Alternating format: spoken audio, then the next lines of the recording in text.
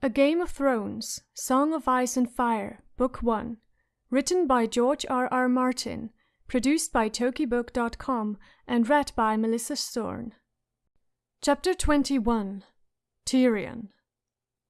"Are you certain that you must leave us so soon?" the Lord Commander asked him. "Past certain, Lord Mormont," Tyrion replied. "My brother Jaime will be wondering what has become of me. He may decide that you have convinced me to take the black." "Would that I could."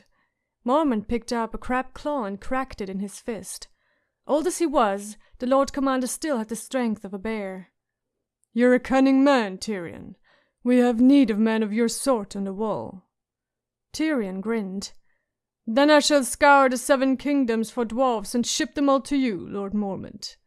As they laughed, he sucked the meat from a crab leg and reached for another. The crabs had arrived from Eastwatch only this morning, packed in a barrel of snow, and they were succulent.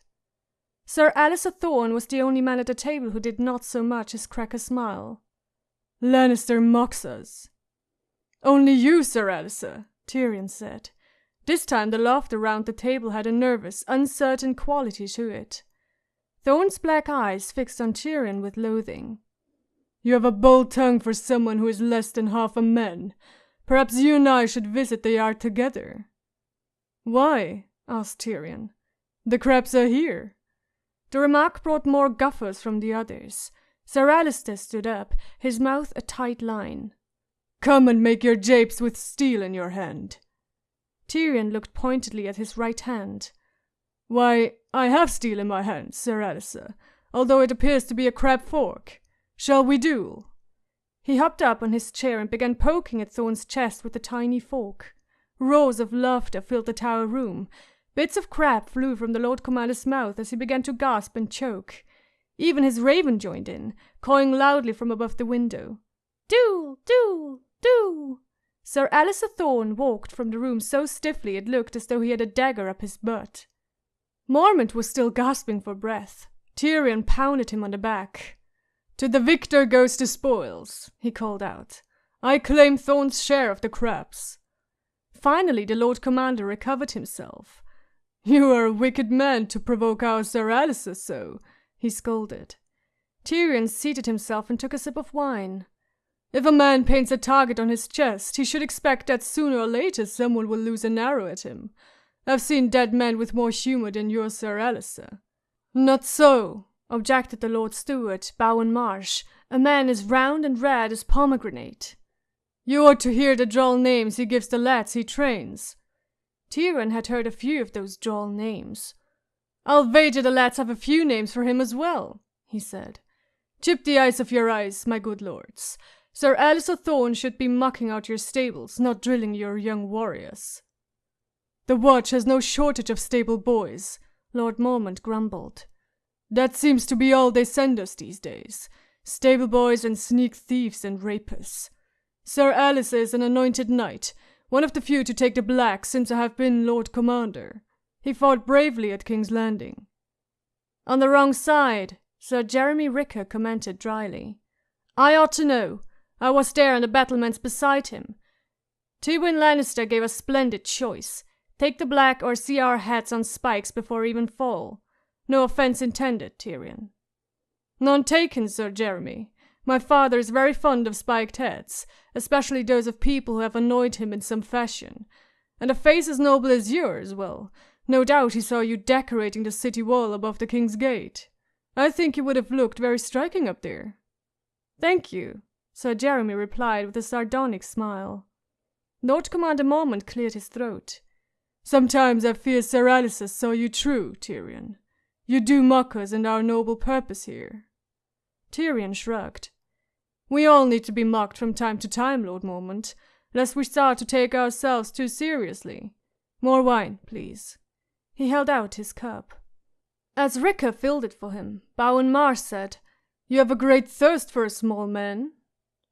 "Oh, I think that Lord Tyrion is quite a large man," Master Aemon said from the far end of the table.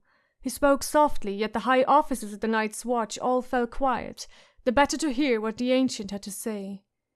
"I think he's a giant come among us, here at the end of the world." Tyrion answered gently, I've been called many things, my lord, but giant is seldom one of them. Nonetheless, Master Aemon said as his clouded, milk-white eyes moved to Tyrion's face, I think it's true. For once, Tyrion Lannister found himself at a loss for words. He could only bow his head politely and say, You are too kind, Master Aemon. The blind man smiled. He was a tiny thing, wrinkled and hairless, shrunken beneath the weight of 100 years, so his master's collar with its links of many metals hung loose about his throat. I've been called many things, my lord, he said, but kind is seldom one of them. This time Tyrion himself led the laughter. Much later, when the serious business of eating was done and the others had left, Mormont offered Tyrion a chair beside the fire and a cup of mulled spirits so strong they brought tears to his eyes. The King's Road can be perilous this far north, the Lord Commander told him as they drank. I have Jig and Morrick, Tyrion said, and Yoren is riding south again. Yoren is only one man. The watch shall escort you as far as Winterfell, Mormont announced in a tone that brooked no argument. 3 men should be sufficient. If you insist, my lord, Tyrion said, you might send young Snow. He would be glad for a chance to see his brothers. Mormont frowned through his thick grey beard. Snow? Oh, the Stark bastard. I think not. The young ones need to forget the lives they left behind them, the brothers and mothers and all that. A visit home would only stir up feelings best left alone. I know these things. My own blood kin. My sister Meg rules Bear Islands now, since my son's dishonor. I have nieces I've never seen. He took a swallow. Besides, Jon Snow is only a boy. You shall have 3 strong swords to keep you safe. I'm touched by your concern, Lord Mormont. The strong drink was making Tyrion light-headed, but not so drunk that he did not realize that the old bear wanted something from him. I hope I can repay your kindness. You can, Mormont said bluntly. Your sister sits beside the king. Your brother is a great knight, and your father the most powerful lord in the 7 kingdoms. Speak to them for us. Tell them of our need here. You have seen for yourself, my lord. The Night's Watch is dying. Our strength is less than 1,000 now. 600 here, 200 in the Shadow Tower, even fewer at Eastwatch, and a scant third of those fighting men. The wall is 100 leagues long. Think on that. Should an attack come, I have 3 men to defend each mile of wall. 3 1/3, Tyrion said with a yawn. Mormont scarcely seemed to hear him. The old man warmed his hands before the fire. I sent Benjen Stark to search after Jon Roy's son, lost on his first ranging. The Roy's boy was green as summer grass, yet he insisted on the honor of his own command, saying it was his due as a knight. I did not wish to offend his lord father, so I yielded. I sent him out with 2 men I deemed as good as any in the watch. More fool I. Fool, the raven agreed. Tyrion glanced up. The bird peered down at him with those beady black eyes, ruffling its wings. Fool, it called again. Doubtless old Mormont would take it amiss if he throttled the creature. A pity. The Lord Commander took no notice of the irritating bird. Garrett was near as old as I am and longer on the wall, he went on. Yet it would seem he forswore himself and fled. I should never have believed it, not of him. But Lord Eddard sent me his head from Winterfell. Of Royce there is no word. 1 deserter and 2 men lost, and now Ben Stark too has gone missing. He sighed deeply. Who am I to send searching after him? In 2 years I will be 70, too old and too weary for the burden I bear, yet if I set it down, who will pick it up? Elsa Thorne?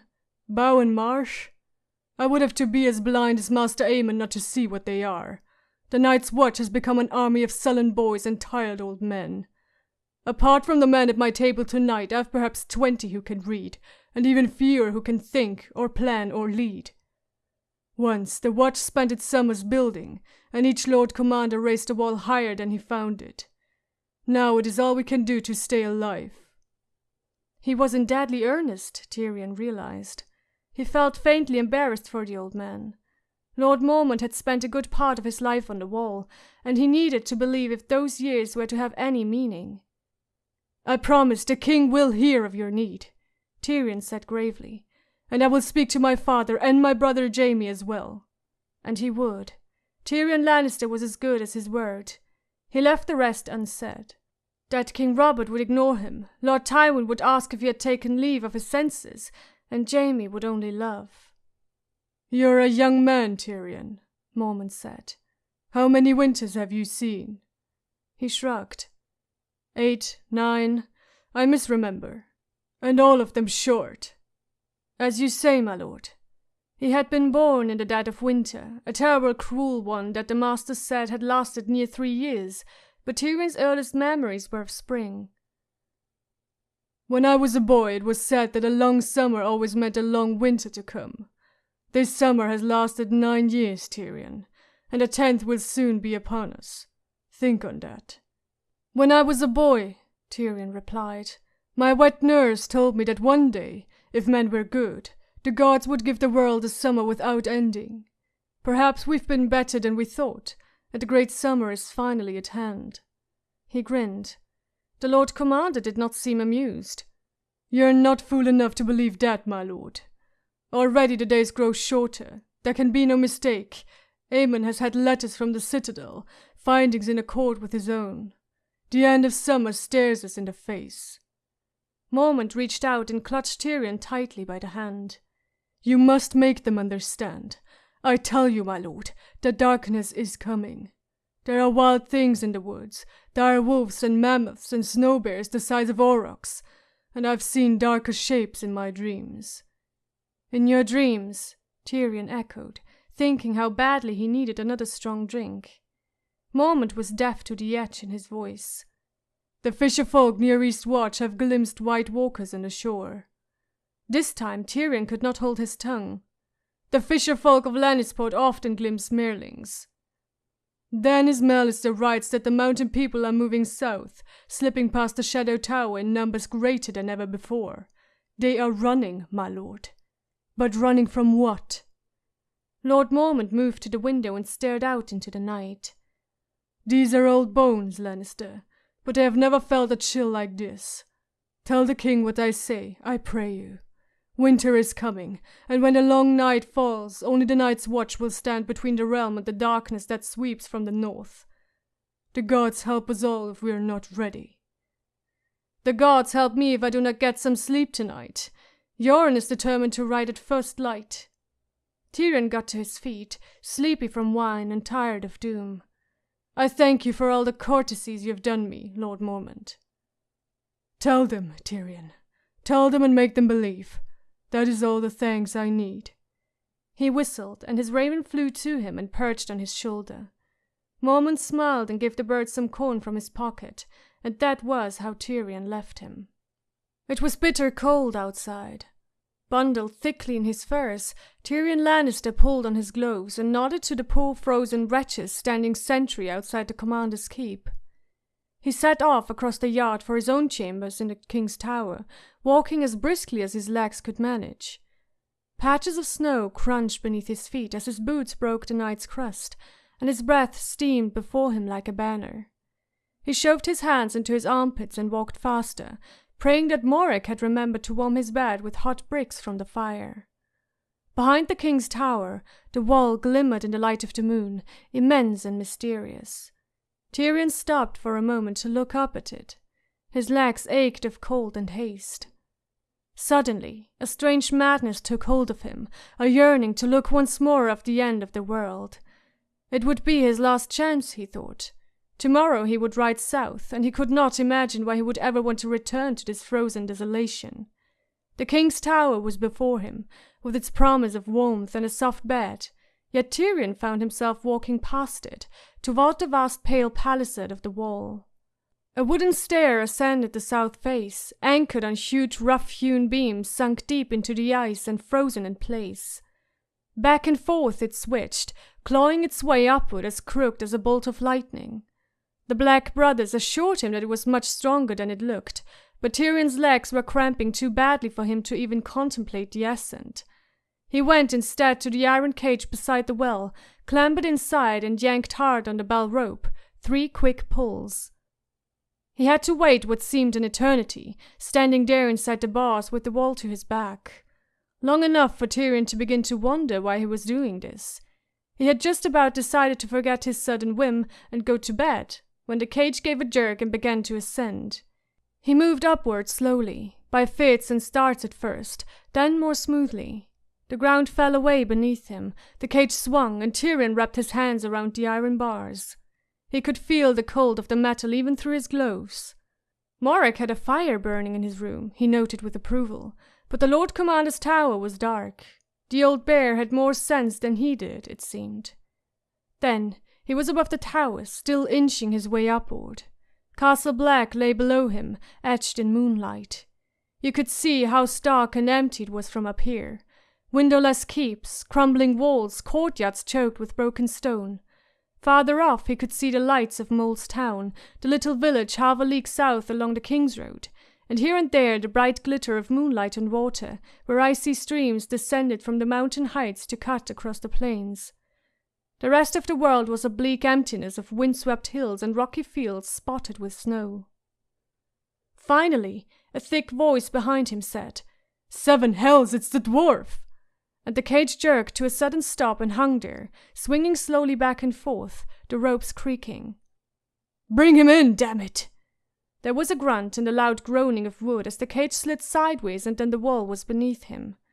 Tyrion waited until the swinging had stopped before he pushed open the cage door and hopped down onto the ice.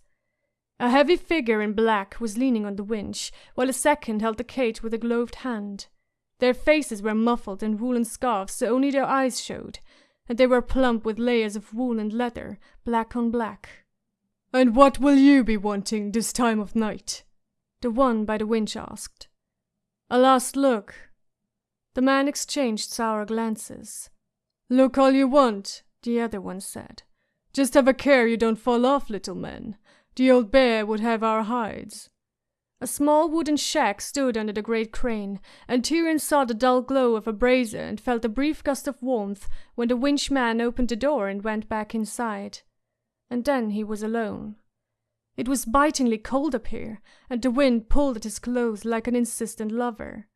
The top of the wall was wider than the King's Road often was, so Tyrion had no fear of falling, although the footing was slicker than he would have liked. The brothers spread crushed stone across the walkways, but the weight of countless footsteps would melt the wall beneath, so the ice would seem to grow around the gravel, swallowing it, until the path was bare again and it was time to crush more stone. Still, it was nothing that Tyrion could not manage. He looked off to the east and west, at the wall stretching before him, a vast, wide road with no beginning and no end, and a dark abyss on either side. West, he decided, for no special reason, and he began to walk that way, following the pathway nearest the north edge, where the gravel looked freshest. His bare cheeks were ruddy with the cold, and his legs complained more loudly with every step, but Tyrion ignored them. The wind swirled around him, gravel crunched beneath his boots, while ahead the white ribbon followed the lines of the hills, rising higher and higher, until it was lost beyond the western horizon. He passed a massive catapult, as tall as a city wall, its base sunk deep into the wall. The throwing arm had been taken off for repairs and then forgotten. It lay there like a broken toy, half embedded in the ice. On the far side of the catapult, a muffled voice called out a challenge. "Who goes there? Halt!" Tyrion stopped. "If I hold too long, I'll freeze in place, John," he said as a shaggy pale shape slid toward him silently and sniffed at his furs. "Hello, ghost." Jon Snow moved closer. He looked bigger and heavier in his layers of fur and leather, the hood of his cloak pulled down over his face. "Lannister," he said, yanking loose the scarf to uncover his mouth. "This is the last place I would have expected to see you." He carried a heavy spear tipped in iron, taller than he was, and a sword hung at his side in a leather sheath. Across his chest was a gleaming black warhorn, banded with silver. "This is the last place I would have expected to be seen," Tyrion admitted. "I was captured by a whim. If I touch Ghost, will he chew my hand off?" "Not with me here," Jon promised. Tyrion scratched the white wolf behind the ears. The red eyes watched him impassively. The beast came up as high as his chest now. Another year, and Tyrion had the gloomy feeling he'd be looking up at him. "What are you doing up here tonight?" he asked, "besides freezing your manhood off?" "I've drawn night guard," Jon said. "Again. Sir Alistair has kindly arranged for the watch commander to take a special interest in me. He seems to think that if they keep me awake half the night, I'll fall asleep during morning drill. So far, I've disappointed them." Tyrion grinned. "And has Ghost learned to juggle yet?" "No," said Jon, smiling. "But Gran held his own against Halder this morning, and Pip is no longer dropping his sword quite so often as he did." "Pip?" "Piper is his real name. The small boy with the large ears. He saw me working with Gran and asked for help. Thorne had never even shown him the proper way to grip a sword." He turned to look north. "I have a mile of wall to guard. Will you walk with me?" "If you walk slowly," Tyrion said. "The watch commander tells me I must walk, to keep my blood from freezing, but he never said how fast." They walked, with Ghost pacing along beside Jon like a white shadow. "I leave on the morrow," Tyrion said. "I know." Jon sounded strangely sad.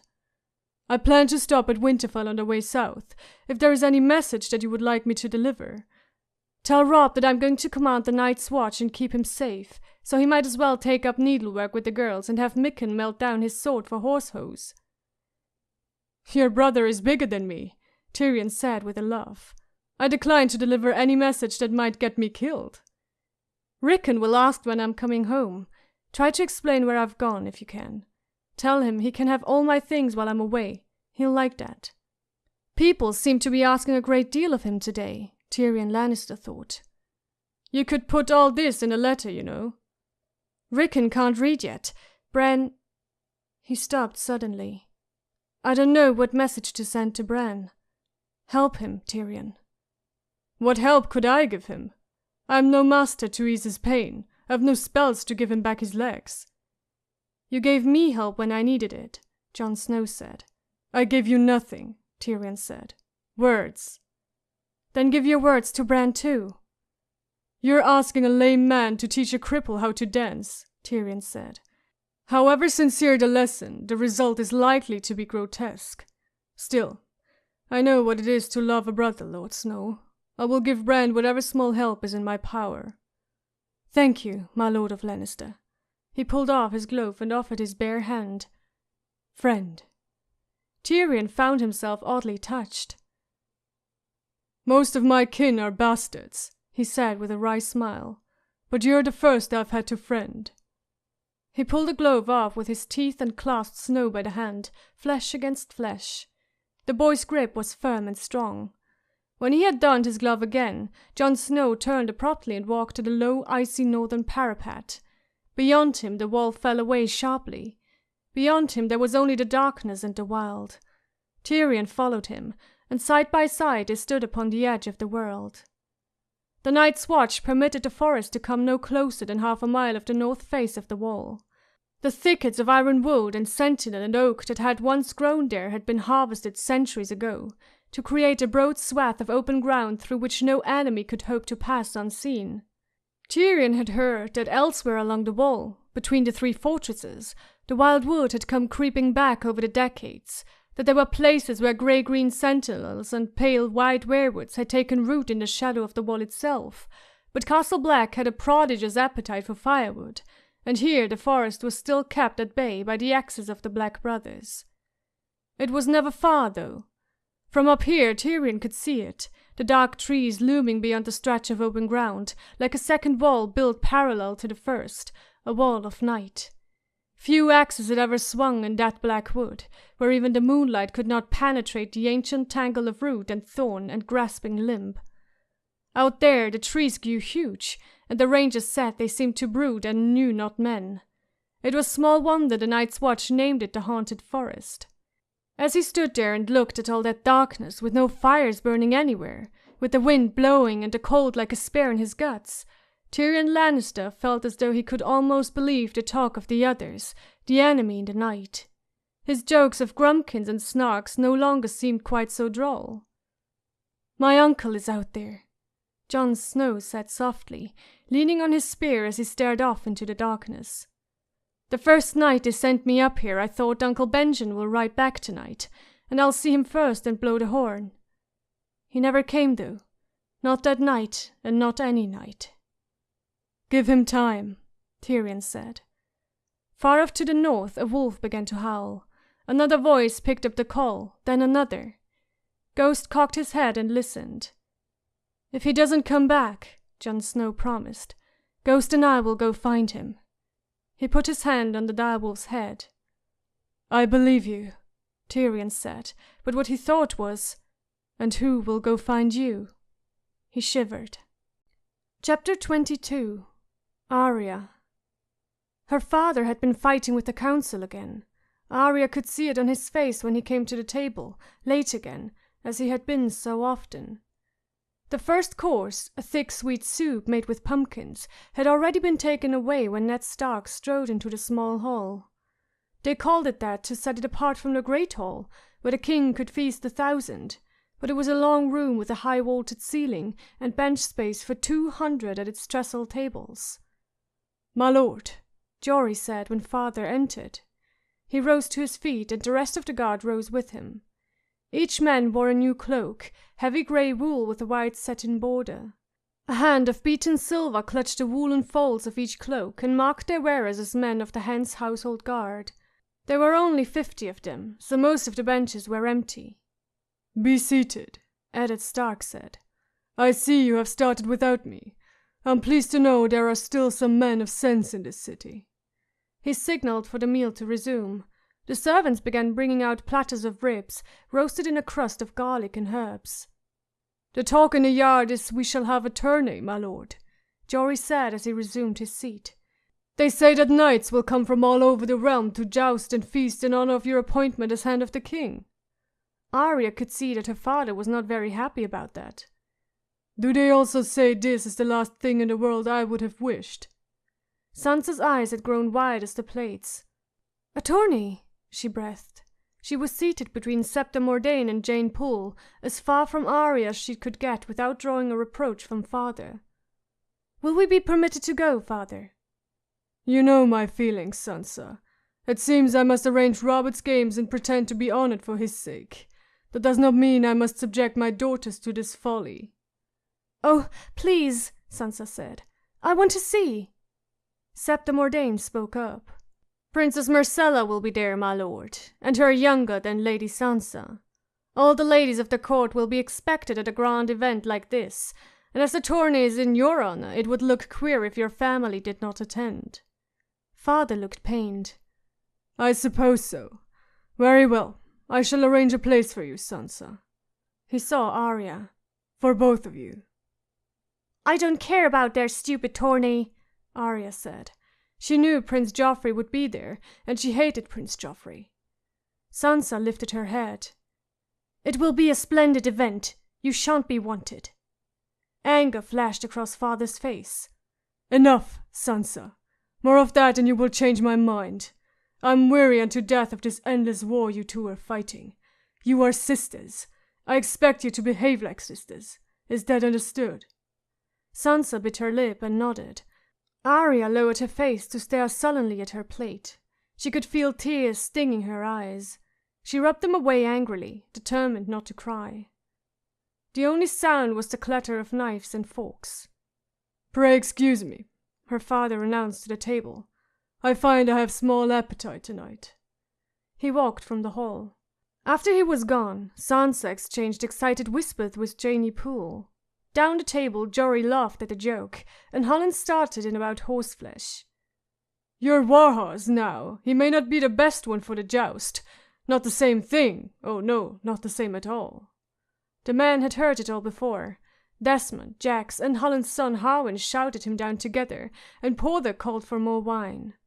No one talked to Arya. She didn't care. She liked it that way. She would have eaten her meals alone in her bedchamber if they let her. Sometimes they did, when father had to dine with the king or some lord, or the envoys from this place or that place. The rest of the time they ate in his solar, just him and her and Sansa. That was when Arya missed her brothers most. She wanted to tease Bran and play with baby Rickon and have Robb smile at her. She wanted Jon to muss up her hair and call her little sister and finish her sentences with her. But all of them were gone. She had no one left but Sansa, and Sansa wouldn't even talk to her unless father made her. Back at Winterfell, they had eaten in the great hall almost half the time. Her father used to say that a lord needed to eat with his men if he hoped to keep them. "Know the men who follow you," she heard him tell Robb once, "and let them know you. Don't ask your men to die for a stranger." At Winterfell, he always had an extra seat sat at his own table, and every day a different man would be asked to join him. One night it would be Veyon Poole, and the talk would be coppers and bread stores and servants. The next time it would be Mikken, and her father would listen to him go on about armor and swords, and how hot a ford should be, and the best way to temper steel. Another day it might be Hallan with his endless horse talk, or Septon Shale from the library, or Jory, or Sir Roderick, or even old Nan with her stories. Arya had loved nothing better than to sit at her father's table and listen to them talk. She had loved listening to the men on the benches too, to free-riders, tough as leather, courtly knights and bold young squires, grizzled old men-at-arms. She used to throw snowballs at them and help them steal pies from the kitchen. Their wives gave her scones, and she invented names for their babies, and played monsters and maidens, and hide the treasure, and come into my castle with their children. Fat Tom used to call her Arya Underfoot, because he said that was where she always was. She'd liked it a lot better than Arya Horseface. Only that was Winterfell, a world away, and now everything was changed. This was the first time they had supped with the men since arriving in King's Landing. Arya hated it. She hated the sounds of their voices now, the way they laughed, the stories they told. They'd been her friends, she'd felt safe around them, but now she knew that was a lie. They'd let the Queen kill Lady, that was horrible enough, but then the Hound found Mika. Janey Poole had told Arya that he'd cut him up in so many pieces that they'd given him back to the butcher in the back, and at first the poor man had thought it was a pig they'd slaughtered. And no one had raised a voice or drawn a blade or anything, not Harwin, who always talked so bold, or Alan, who was going to be a knight, or Jory, who was captain of the guard. Not even her father. "He was my friend," Arya whispered into her plate, so low that no one could hear. Her ribs sat there untouched, grown cold now, a thin film of grease congealing beneath them on the plate. Arya looked at them and felt ill. She pushed away from the table. "Pray, where do you think you're going, young lady?" Septon Mordane asked. "I'm not hungry." Arya found it an effort to remember her courtesies. "May I be excused, please?" she recited stiffly. "You may not," the Septa said. "You have scarcely touched your food. You will sit down and clean your plate." "You clean it!" Before anyone could stop her, Arya bolted for the door as the men laughed, and Septon Mordane called loudly after her, her voice rising higher and higher. Fat Tom was at his post, guarding the door to the Tower of the Hand. He blinked when he saw Arya rushing toward him, and heard the Septa's shouts. "Here now, little one, hold on!" he started to say, reaching, but Arya slid between his legs, and then she was running up the winding tower steps, her feet hammering on the stone, while Fat Tom huffled and puffed behind her. Her bed chamber was the only place that Arya liked in all of King's Landing, and the thing she liked best about it was the door, a massive slab of dark oak with black iron bands. When she slammed that door and dropped the heavy crossbar, nobody could get into her room, not Septon Mordane or Fat Tom or Sansa, or Jory or the Hound, nobody. She slammed it now. When the bar was down, Arya finally felt safe enough to cry. She went to the window seat and sat there, sniffling, hating them all, and herself most of all. It was all her fault, everything bad that had happened. Sansa said so, and Janey too. Fat Tom was knocking on her door. "Arya, girl, what's wrong?" he called out. "You in there?" "No!" she shouted. The knocking stopped. A moment later she heard him going away. Fat Tom was always easy to fool. Arya went to the chest at the foot of her bed. She knelt, opened the lid, and began pulling her clothes out with both hands, grabbing handfuls of silk and satin and velvet and wool and tossing them on the floor. It was there at the bottom of the chest where she'd hidden it. Arya lifted it out almost tenderly and drew the slender blade from its sheath. Needle. She thought of Mika again, and her eyes filled with tears. Her fault, her fault, her fault. If she had never asked him to play at swords with her. There was a pounding at her door, louder than before. "Arya Stark, you open this door at once, do you hear me?" Arya spun around, with Needle in her hand. "You better not come in here," she warned. She slashed at the air savagely. "The Hand will hear of this!" Septa Mordane raged. "I don't care!" Arya screamed. "Go away!" "You will rue this insolent behavior, young lady. I promise you that." Arya listened at the door until she heard the sound of the Septa's receding footsteps. She went back to the window, needle in hand, and looked down into the courtyard below. If only she could climb like Bran, she thought. She would go out the window and down the tower, run away from this horrible place, away from Sansa and Septa Mordane and Prince Joffrey, from all of them. Steal some food from the kitchens, take Needle and her good boots and a warm cloak. She could find Nymeria in the wild woods below the Trident, and together they'd return to Winterfell, or run to Jon on the Wall. She found herself wishing that Jon was here with her now. Then maybe she wouldn't feel so alone. A soft knock at the door behind her turned Arya away from the window and her dreams of escape. "Arya!" Her father's voice called out. "Open the door. We need to talk." Arya crossed the room and lifted the crossbar. Father was alone. He seemed more sad than angry. That made Arya feel even worse. "May I come in?" Arya nodded, then dropped her eyes, ashamed. Father closed the door. "Whose sword is that?" "Mine." Arya had almost forgotten Needle in her hand. "Give it to me." Reluctantly, Arya surrendered her sword, wondering if she would ever hold it again. Her father turned it in the light, examining both sides of the blade. He tested the point with his thumb. "A Braavos blade," he said. "Yet it seems to me that I know this maker's mark. This is Mikken's work." Arya could not lie to him. She lowered her eyes. Lord Eddard Stark sighed. "My 9-year-old daughter is being armed from my own forge, and I know nothing of it. The hand of the king is expected to rule the 7 kingdoms, yet it seems I cannot even rule my own household. How is it that you come to own a sword, Arya? Where did you get this?" Arya chewed her lip and said nothing. She would not betray Jon, not even to their father. After a while, Father said, "I don't suppose it matters, truly." He looked down gravely at the sword in his hands. "This is no toy for children, least of all for a girl. What would Septa Mordane say if she knew you were playing with swords?" "I wasn't playing," Arya insisted. "I hate Septa Mordane." "That's enough." Her father's voice was curt and hard. "The scepter is doing no more than is her duty, though gods know you have made it a struggle for the poor woman. Your mother and I have charged her with the impossible task of making you a lady." "I don't want to be a lady," Arya flared.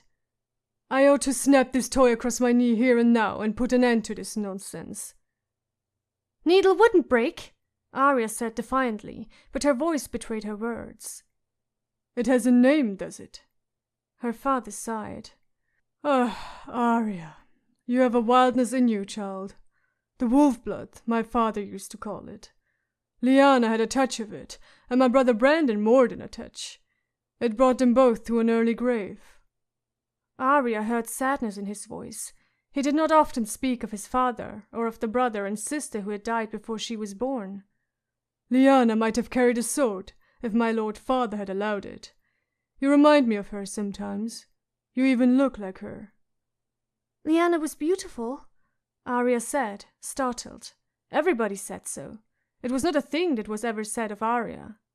"She was," Eddard Stark agreed. "Beautiful and willful, and dead before her time." He lifted the sword, held it out between them. "Arya, what do you think you do with this? Needle? Who did you hope to skewer? Your sister, Septa Mordane?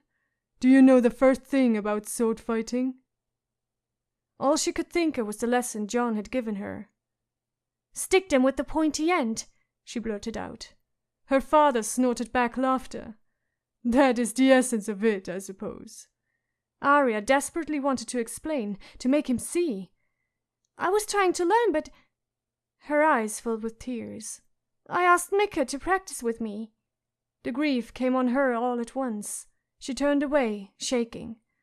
"I asked him," she cried. "It was my fault. It was me." Suddenly, her father's arms were around her. He held her gently as she turned to him and sobbed against his chest. "No, sweet one," he murmured. "Grieve for your friend, but never blame yourself. You did not kill the butcher's boy. That murder lies at the hound's door, him and the cruel woman he serves." "I hate them," Arya confided, red-faced, sniffling. "The hound and the queen and the king and Prince Joffrey. I hate all of them. Joffrey lied. It wasn't the way he said. I hate Sansa, too. She did remember. She just lied so Joffrey would like her." "We all lie," her father said. "Or did you truly think I'd believe that Nymeria ran off?" Arya blushed guiltily. "Jory promised not to tell." "Jory kept his word," her father said with a smile. "There are some things that do not need to be told. Even a blind man could see that Wolf would never have left you willingly." "We had to throw rocks," she said miserably. "I told her to run, to go be free, that I didn't want her anymore. There were other wolves for her to play with. We heard them howling. And Jory said the woods were full of game, so she'd have deer to hunt. Only she kept following, and finally we had to throw rocks. I hit her twice. She whined and looked at me, and I felt so shamed. But it was right, wasn't it? The queen would have killed her." "It was right," her father said. "And even the lie was not without honor." He'd put Needle aside when he went to Arya to embrace her. Now he took the blade up again and walked to the window, where he stood for a moment, looking out across the courtyard. When he turned back, his eyes were thoughtful. He seated himself on the window seat, Needle across his lap. "Arya, sit down.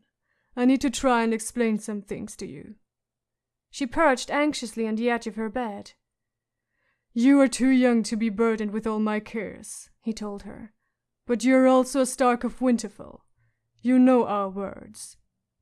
"Winter is coming," Arya whispered. "The hard, cruel times," her father said. "We tasted them on the Trident, child, and when Bran fell. You were born in the long summer, sweet one. You've never known anything else. But now the winter is truly coming. Remember the sigil of our house, Arya." "The dire wolf," she said, thinking of Nymeria. She hugged her knees against her chest, suddenly afraid. "Let me tell you something about wolves, child. When the snows fall and the white wind blows, the lone wolf dies, but the pack survives. Summer is the time for squabbles. In winter we must protect one another, keep each other warm, share our strengths. So if you must hate, Arya, hate those who would truly do us harm. Septa Mordane is a good woman, and Sansa is your sister. You may be as different as the sun and the moon, but the same blood flows through both of your hearts. You need her as she needs you, and I need both of you, God's help me." He sounded so tired that it made Arya sad. "I don't hate Sansa," she told him. "Not truly." It was only half a lie. "I do not mean to frighten you, but neither will I lie to you. We have come to a dark, dangerous place, child.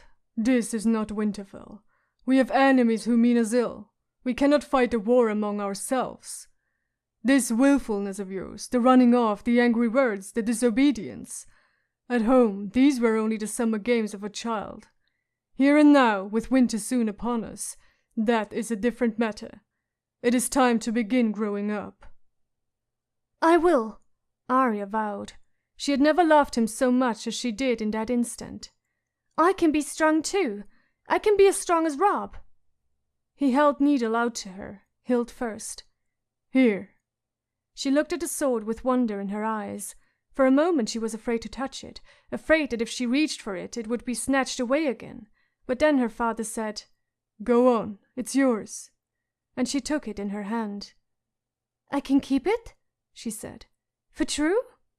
"For true," he smiled. "If I took it away, no doubt I'd find a morning star hidden under your pillow within a fortnight. Try not to stab your sister, whatever the provocation." "I won't. I promise." Arya clutched Needle tightly to her chest as her father took his leave. The next morning, as they broke their fast, she apologized to Septa Mordane and asked for her pardon. The Septa peered at her suspiciously, but father nodded. 3 days later, at midday, her father's steward Vayan Poole sent Arya to the small hall. The trestle tables had been dismantled, and the benches shoved against the walls.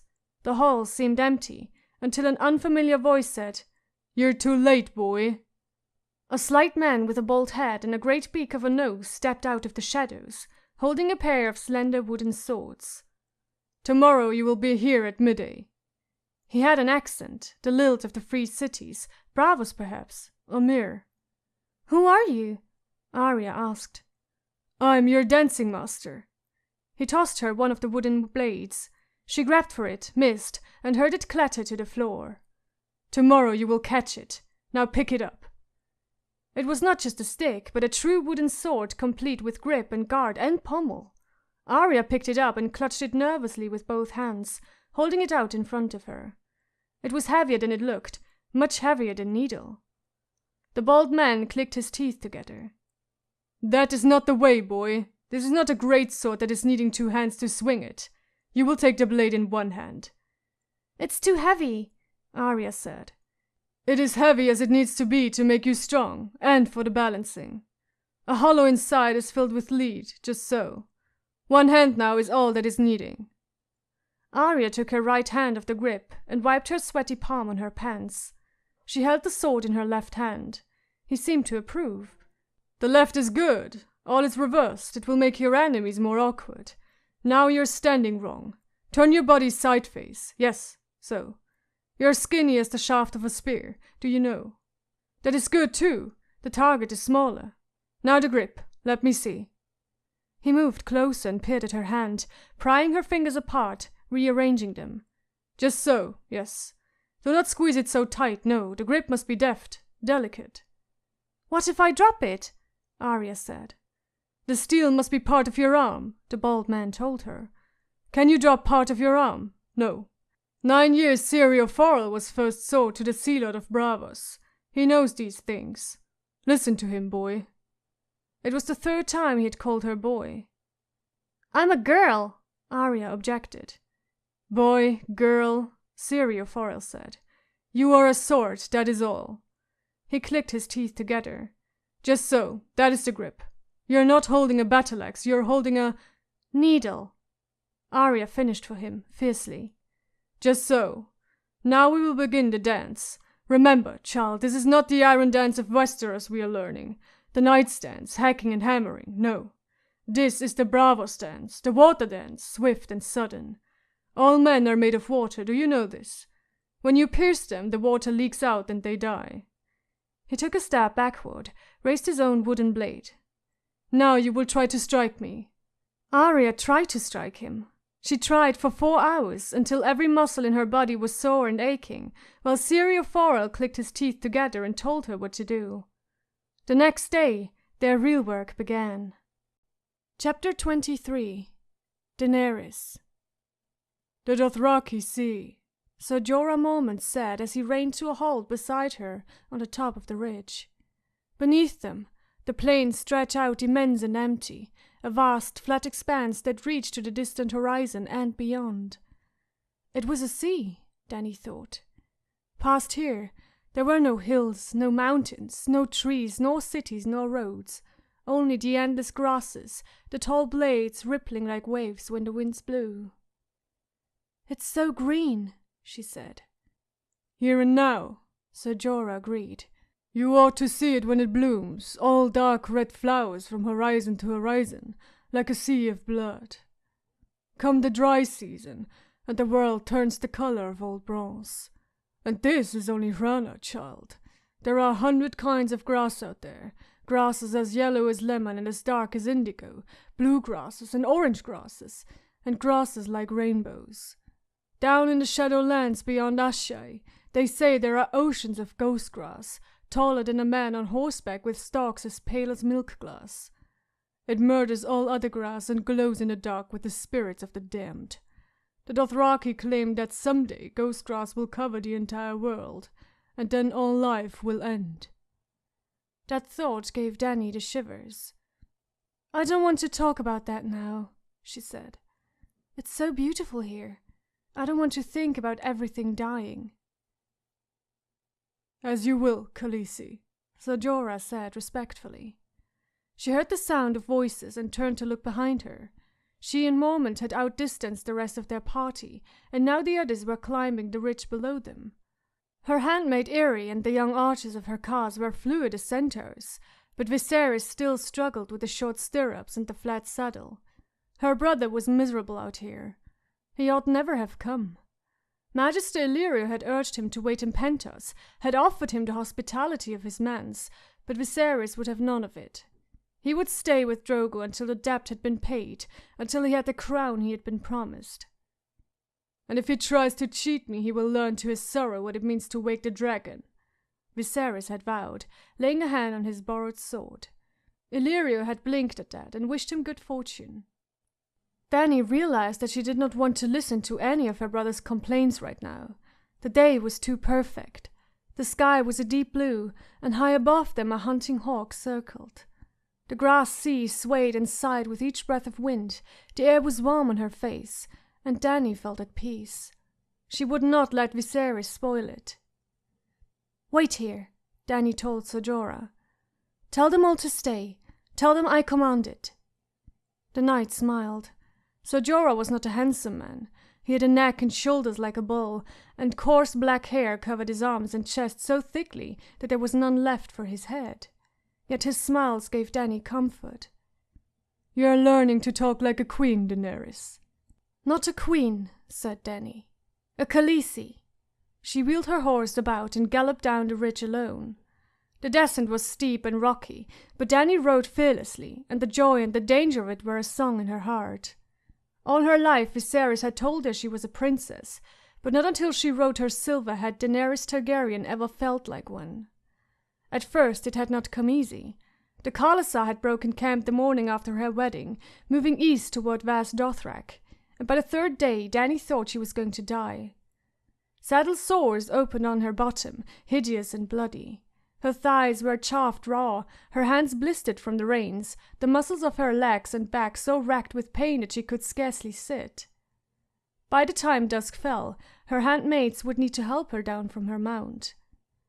Even the nights brought no relief. Khal Drogo ignored her when they rode, even as he had ignored her during their wedding, and spent his evenings drinking with his warriors and blood riders, racing his prize horses, watching women dance and men die. Dany had no place in these parts of his life. She was left to sup alone, or with Ser Jorah and her brother, and afterward to cry herself to sleep. Yet every night, some time before the dawn, Drogo would come to her tent and wake her in the dark, to ride her as relentlessly as he rode his stallion. He always took her from behind, Dothraki fashion, for which Dany was grateful. That way her lord husband could not see the tears that wet her face, and she could use her pillow to muffle her cries of pain. When he was done, he would close his eyes and begin to snore softly, and Dany would lie beside him, her body bruised and sore, hurting too much for sleep. Day followed day and night followed night, until Dany knew she could not endure a moment longer. She would kill herself rather than go on, she decided one night. Yet when she slept that night, she dreamt the dragon dream again. Viserys was not in it this time. There was only her and the dragon. Its scales were black as night, wet and slick with blood. Her blood, Dany sensed. Its eyes were pools of molten magma, and when it opened its mouth, the flame came roaring out in a hot jet. She could hear it singing to her. She opened her arms to the fire, embraced it, let it swallow her whole, let it cleanse her and temper her and score her clean. She could feel her flesh sear and blacken and slough away, could feel her blood boil and turn to steam, and yet there was no pain. She felt strong and new and fierce. And the next day, strangely, she did not seem to hurt quite so much. It was as if the gods had heard her and taken pity. Even her handmaids noticed the change. "Khaleesi," Jiki said, "what is wrong? Are you sick?" "I was," she answered, standing over the dragon's eggs that Illyrio had given her when she wed. She touched one, the largest of the three, running her hand lightly over the shelf. Black and scarlet, she thought, like the dragon in my dream. The stone felt strangely warm beneath her fingers. Or was she still dreaming? She pulled her hand back nervously. From that hour onward, each day was easier than the one before it. Her blisters burst and her hands grew calloused. Her soft thighs toughened, supple as leather. The Carl had commanded the handmaid Irri to teach Dany to ride in the Dothraki fashion, but it was the filly who was her real teacher. The horse seemed to know her moods, as if they shared a single mind. With every passing day, Dany felt surer in her seat. The Dothraki were a hard and unsentimental people, and it was not their custom to name their animals, so Dany thought of her only as the Silver. She had never loved anything so much. As the riding became less an ordeal, Dany began to notice the beauties of the land around her. She rode at the head of the Khalasa with Drogo and his blood riders, so she came to each country fresh and unspoiled. Behind them, the great horde might tear the earth and muddy the rivers and send up clouds of choking dust, but the fields ahead of them were always green and verdant. They crossed the rolling hills of Norvus, past terraced farms and small villages where the townsfolk watched anxiously from atop wide stucco walls. They forded 3 wide placid rivers and a 4th that was swift and narrow and treacherous, camped beside a high blue waterfall, skirted the tumbled ruins of a vast dead city where ghosts were said to moan among blackened marble columns. They raced down Valyrian roads 1,000 years old, and straight as a Dothraki arrow. For half a moon, they rode through the forest of Qohor, where the leaves made a golden canopy high above them, and the trunks of the trees were as wide as city gates. There were great elk in that wood, and spotted tigers, and lemurs with silver fur and huge purple eyes, but all fled before the approach of the Khalasa, and Dany got no glimpse of them. By then her agony was a fading memory. She still ached after a long day's riding, yet somehow the pain had a sweetness to it now, and each morning she came willing to her saddle, eager to know what wonders waited for her in the lands ahead. She began to find pleasure even in her nights, and if she still cried out when Drogo took her, it was not always in pain. At the bottom of the ridge the grasses rose around her, tall and supple. Dany slowed to a trot and rode out into the plain, losing herself in the green, blessedly alone. In the Khalasa she was never alone. Khal Drogo came to her only after the sun went down, but her handmaids fed her and bathed her and slept by the door of her tent. Drogo's blood riders and the men of her cause were never far, and her brother was an unwelcome shadow, day and night. Dany could hear him on top of the ridge, his voice shrill with anger as he shouted at Ser Jorah. She rode on, submerging herself deeper in the Dothraki sea. The green swallowed her up. The air was rich with the scents of earth and grass, mixed with the smell of horseflesh and Dany's sweat and the oil in her hair. Dothraki smells. They seemed to belong here. Dany breathed it all in, laughing. She had a sudden urge to feel the ground beneath her, to curl her toes in that thick black soil. Swinging down from her saddle, she let the silver graze while she pulled off her high boots. Viserys came upon her as sudden as a summer storm, his horse rearing beneath him as he reined up too hard. "You dare!" he screamed at her.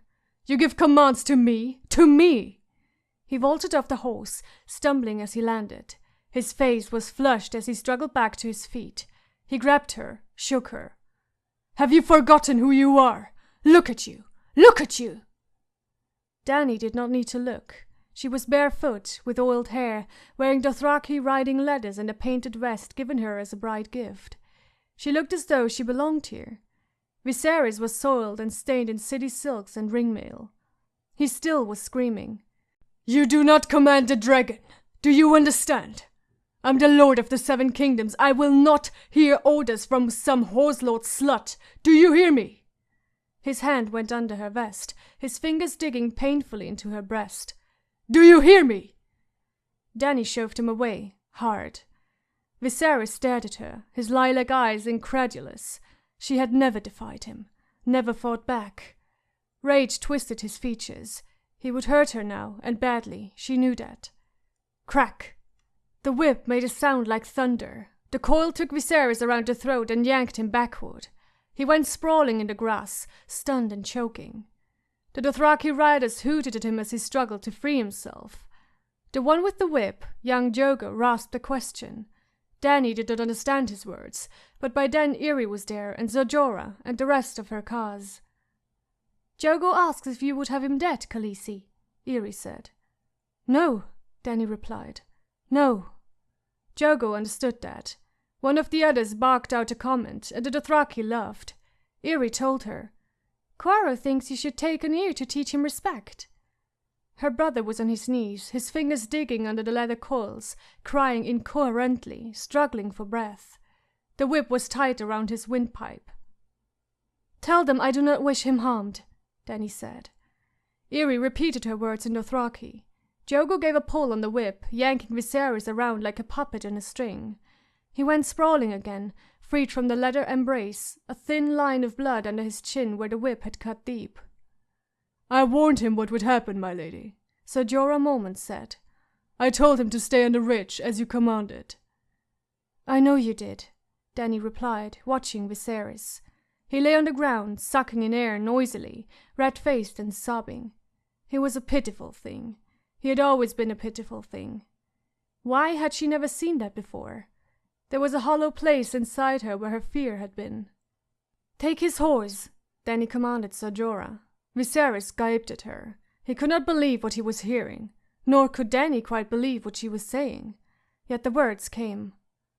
"Let my brother walk behind us back to the khalasar." Among the Dothraki, the man who does not ride was no man at all, the lowest of the low, without honor or pride. "Let everyone see him as he is." "No!" Viserys screamed. He turned to Ser Jorah, pleading in the common tongue with words the horsemen would not understand. "Hit her, Mormont! Hurt her! Your king commands it! Kill these Dothraki dogs and teach her!" The exiled knight looked from Dany to her brother. She, barefoot, with dirt between her toes and oil in her hair. He with his silks and steel. Dany could see the decision on his face. "He shall walk, Khaleesi," he said. He took her brother's horse in hand, while Dany remounted her silver. Viserys gaped at him and sat down in the dirt. He kept his silence, but he would not move, and his eyes were full of poison as they rode away. Soon he was lost in the tall grass. When they could not see him any more, Dany grew afraid. "Will he find his way back?" she asked Ser Jorah as they rode. "Even a man as blind as your brother should be able to follow our trail," he replied. "He is proud. He may be too shamed to come back." Jorah laughed. "Where else should he go? If he cannot find the khalasar will most surely find him. It is hard to drown in the Dothraki Sea, child." Dany saw the truth of that. The khalasar was like a city on the march, but it did not march blindly. Always scouts ranged far ahead of the main column, alert for any sign of game or prey or enemies, while outriders guarded their flanks. They missed nothing, not here in this land, the place where they had come from. These plains were a part of them, and of her now. "I hit him," she said, wonder in her voice. Now that it was over, it seemed like some strange dream that she had dreamed. "Ser Jorah, do you think... he'll be so angry when he gets back?" She shivered. "I woke the dragon, didn't I?" Ser Jorah snorted. "Can you wake the dead, girl? Your brother Rhaegar was the last dragon and he died on a trident. Viserys is less than the shadow of a snake." His blunt words startled her. It seemed as though all the things she had always believed were suddenly called into question. You swore him your sword." "That I did, girl," Ser Jorah said. "And if your brother is the shadow of a snake, what does that make his servants?" His voice was bitter. "He is still the true king. He is..." Jorah pulled up his horse and looked at her. "Truth now. Would you want to see Viserys sit the throne?" Dany thought about that. He would not be a very good king, would he? "There have been worse, but not many." The knight gave his heels to his mount and started off again. Dany rode close beside him. "Still," she said, "the common people are waiting for him. Magister Illyrio says they are seeing dragon banners and praying for Viserys to return from across the narrow sea to free them." "The common people pray for rain, healthy children, and a summer that never ends," Ser Jorah told her. "It is no matter to them if the High Lords play their Game of Thrones, so long as they are left in peace." He gave a shrug. "They never are." Dany rode along quietly for a time, working his words like a puzzle box. It went against everything that Viserys had ever told her to think that the people could care so little whether a true king or a usurper reigned over them. Yet the more she thought on Jorah's words, the more they rang of truth. "What do you pray for, Ser Jorah?" she asked him. "Home," he said. His voice was thick with longing. "I pray for home, too," she told him, believing it. Ser Jorah laughed. "Look around you then, Khaleesi." But it was not the plains Dany saw in. It was King's Landing and the great red keep that Aegon the Conqueror had built. It was Dragonstone where she had been born. In her mind's eye they burned with 1,000 lights, a fire blazing in every window. In her mind's eye all the doors were red. "My brother will never take back the 7 kingdoms," Dany said. She had known that for a long time, she realized. She had known it all her life, only she had never let herself say the words, even in a whisper. But now she said them for Jorah Mormont and all the world to hear. Ser Jorah gave her a measuring look. "You think not?" "He could not lead an army even if my lord husband gave him one," Dany said. "He has no coin, and the only knight who follows him reviles him as less than a snake. The Dothraki make mock of his weakness. He will never take us home." "Wise child." The knight smiled. "I am no child," she told him fiercely. Her heels pressed into the sides of her mount, rousing the silver to a gallop. Faster and faster she raced, leaving Jorah and Irri and the others far behind, the warm wind in her hair and the setting sun red on her face. By the time she reached the Khalasar, it was dusk. The slaves had erected her tent by the shore of a spring-fed pool. She could hear rough voices from the woven grass palace on the hill. Soon there would be laughter, when the man of her caste told the story of what had happened in the grasses today. By the time Viserys came limping back among them, every man, woman, and child in the camp would know him for a walker. There were no secrets in the Khalasar. Dany gave the silver over to the slaves for grooming and entered her tent. It was cool and dim beneath the silk. As she let the door flap close behind her, Dany saw a finger of dusty red light reach out to touch her dragon's eggs across the tent. For an instant 1,000 droplets of scarlet flame swam before her eyes. She blinked, and they were gone. "Stone," she told herself. "They are only stone, even Illyrio said so. The dragons are all dead."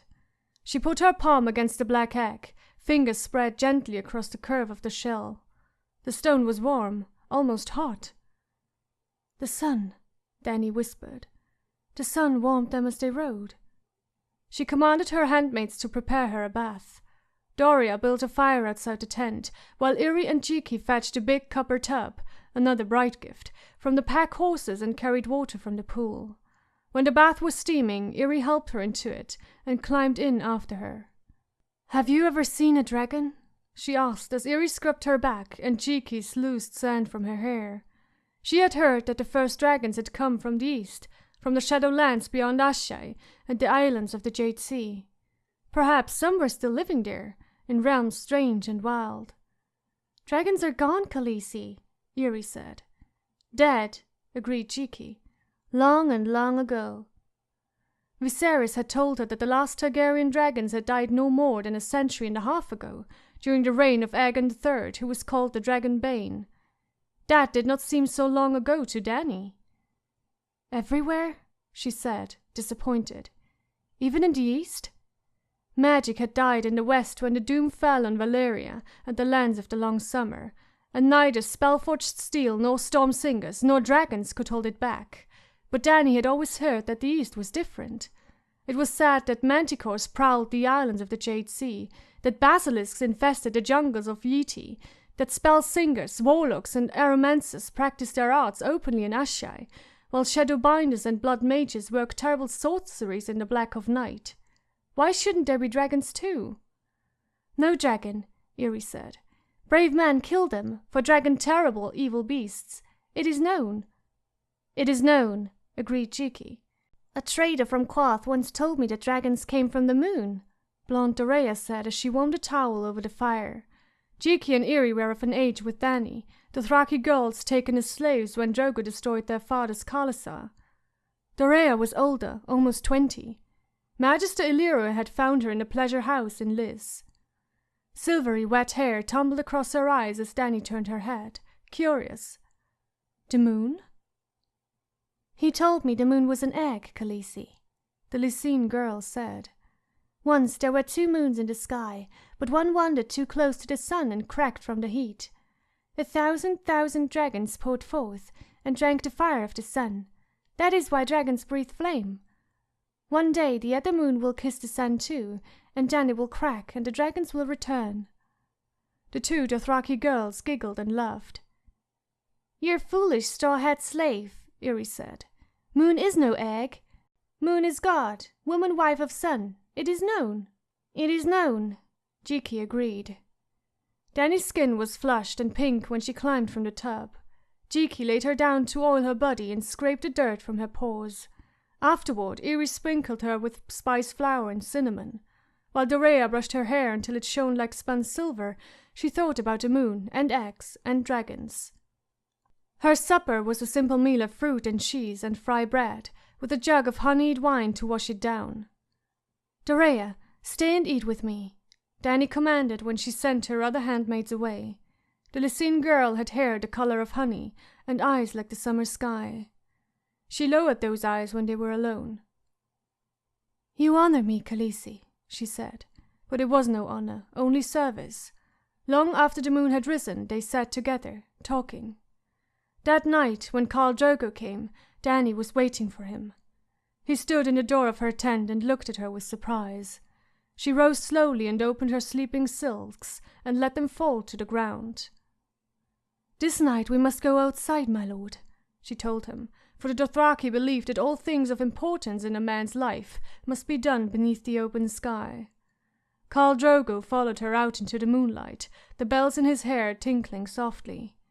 A few yards from her tent was a bed of soft grass, and it was there that Dani drew him down. When he tried to turn her over, she put a hand on his chest. No, she said. This night I would look on your face. There is no privacy in the heart of the Khalasar. Dani felt the eyes on her as she undressed him, heard the soft voices as she did the things that Dorea had told her to do. It was nothing to her. Was she not Khaleesi?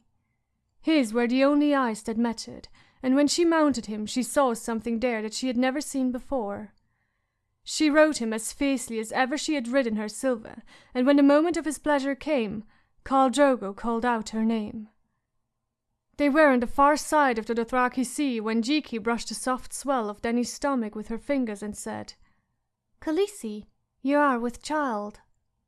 I know, Dani told her. It was her 14th name day. Chapter 24. Bran. In the yard below, Rickon ran with the wolves. Bran watched from his window seat. Wherever the boy went, Grey Wind was there first, loping ahead to cut him off until Rickon saw him, screamed in delight, and went pelting off in another direction. Shaggy Dog ran at his heels, spinning and snapping if the other wolves came too close. His fur had darkened until he was all black, and his eyes were green fire. Bran's summer came last. He was silver in smoke, with eyes of yellow gold that saw all there was to see. Smaller than Grey Wind and more wary, Bran thought he was the smartest of her litter. He could hear his brother's breathless laughter as Rickon dashed across the hard-packed earth on little baby legs. His eyes stung. He wanted to be down there, laughing and running. Angry at the thought, Bran knuckled away the tears before they could fall. His 8th name day had come and gone. He was almost a man grown now, too old to cry. It was just a lie, he said bitterly, remembering the crow from his dream. I can't fly. I can't even run. Crows are all liars, Old Nan agreed, from the chair where she sat doing her needlework. "I know a story about the crow." "I don't want any more stories," Bran snapped, his voice petulant. He had liked old Nan and her stories once, before, but it was different now. They left her with him all day now, to watch over him and clean him and keep him from being lonely, but she just made it worse. "I hate your stupid stories." The old woman smiled at him toothlessly. "My stories? No, my little lord, not mine. The stories are before me and after me, before you, too." She was a very ugly old woman, Bran thought spitefully. Shrunken and wrinkled, almost blind, too weak to climb stairs, with only a few wisps of white hair left to cover a mottled pink scalp. No one really knew how old she was, but his father said she'd been called Old Nan even when he was a boy. She was the oldest person in Winterfell for certain, maybe the oldest person in the Seven Kingdoms. Nan had come to the castle as a wet nurse for a Brandon Stark whose mother had died birthing him. He had been an older brother of Lord Rickard, Bran's grandfather, or perhaps a younger brother, or a brother to Lord Rickard's father. Sometimes old Nan told it one way and sometimes another. In all the stories, the little boy died at 3 of a summer chill, but old Nan stayed on at Winterfell with her own children. She had lost both her sons to the war when King Robert won the throne, and her grandson was killed on the walls of Pike during Balon Greyjoy's rebellion. Her daughters had long ago married and moved away, and died. All that was left of her own blood was Hoder, the simple-minded giant who worked in the stables, but old Nan just lived on, doing her needlework and telling her stories. "I don't care whose stories they are," Bran told her. "I hate them." He didn't want stories, and he didn't want old Nan. He wanted his mother and father. He wanted to go running with Summer loping beside him. He wanted to climb the broken tower and feed corn to the crows. He wanted to ride his pony again with his brothers. He wanted it to be the way it had been before. "I know a story about the boy who hated stories," old Nan said with her stupid little smile, her needles moving all the while, click, click, click, until Bran was ready to scream at her. It would never be the way it had been, he knew.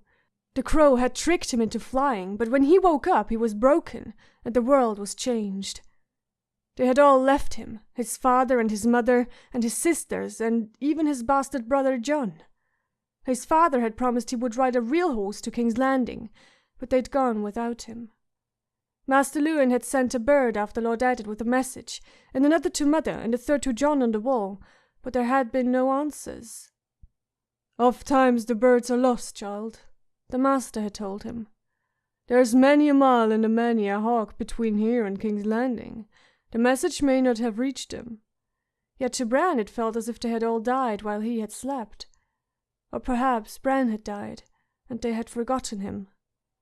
Jory and Sir Roderick and Vayon Poole had gone too, and Hallen and Harwin and Fat Tom and a quarter of the guard. Only Robb and baby Rickon were still here, and Robb was changed. He was Robb the Lord now, or trying to be. He wore a real sword and never smiled. His days were spent drilling the guard and practicing his swordplay, making the yard ring with the sound of steel as Bran watched forlornly from his window.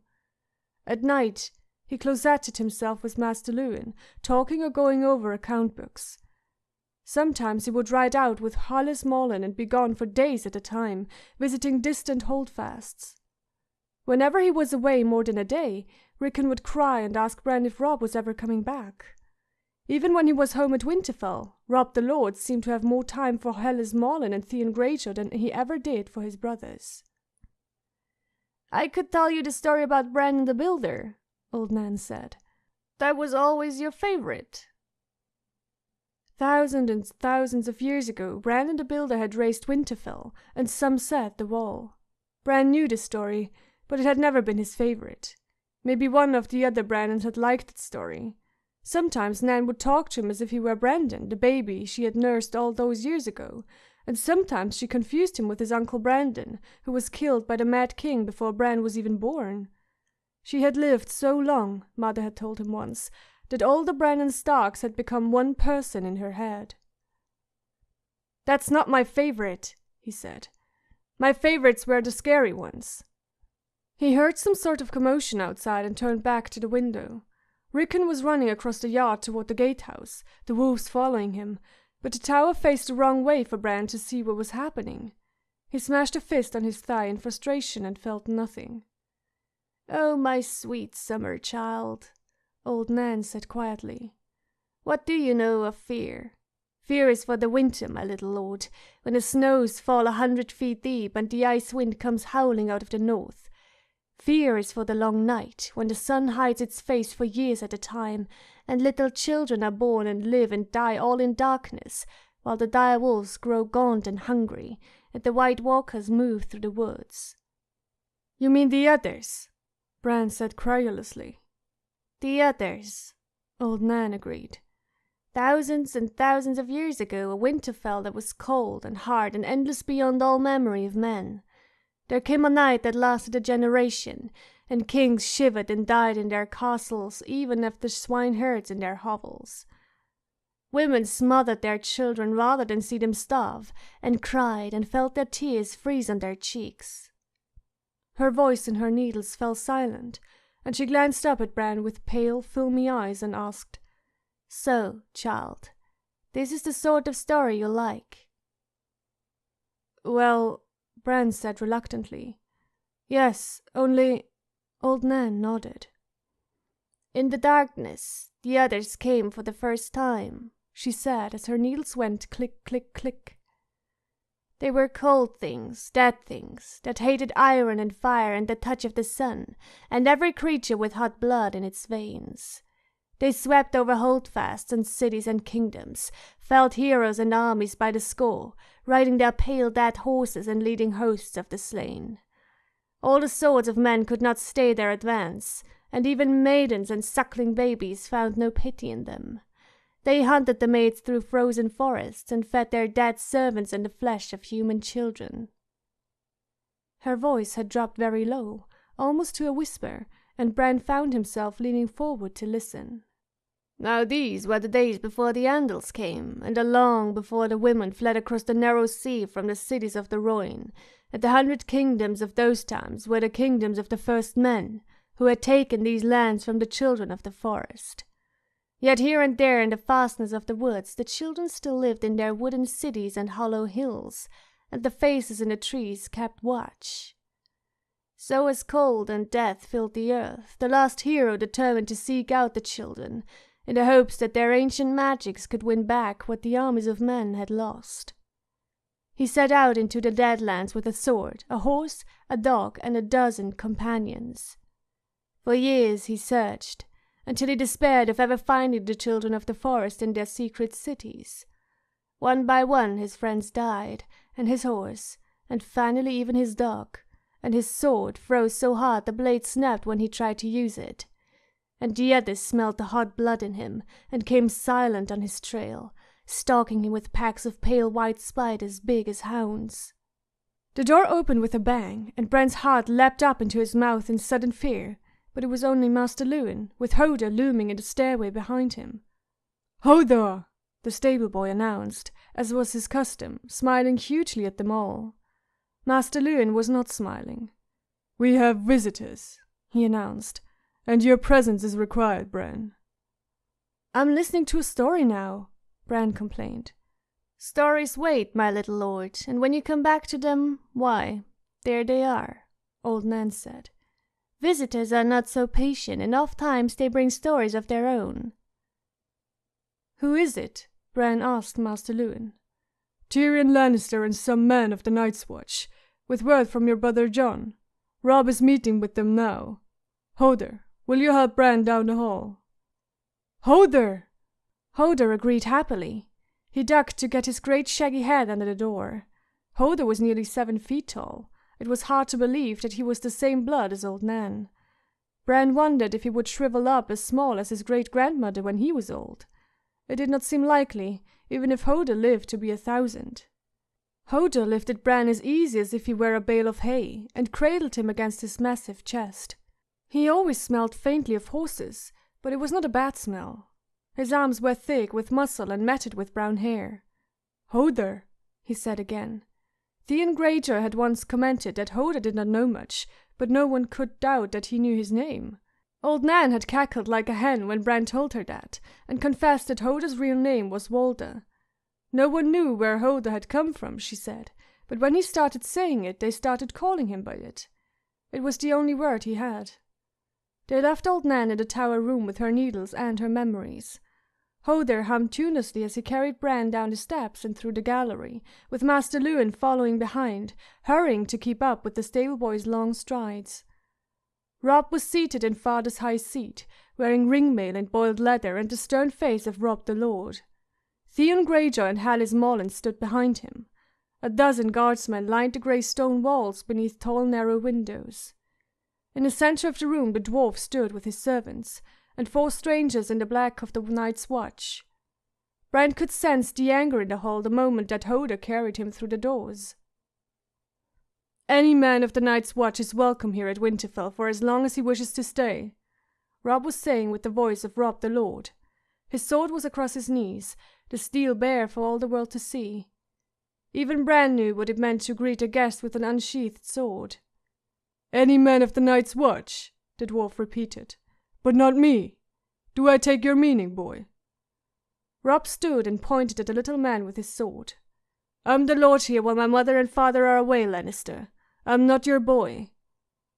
"If you are a lord, you might learn a lord's courtesy," the little man replied, ignoring the sword point in his face. "Your bastard brother has all your father's graces, it would seem." "Jon!" Bran gasped out from Hodor's arms. The dwarf turned to look at him. "So it is true, the boy lives. I could scarce believe it.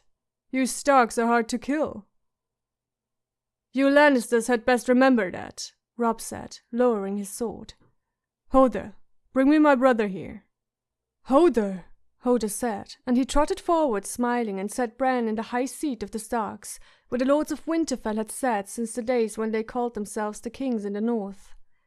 The seat was cold stone, polished smooth by countless bottoms. The carved heads of dire wolves snarled on the ends of its massive arms.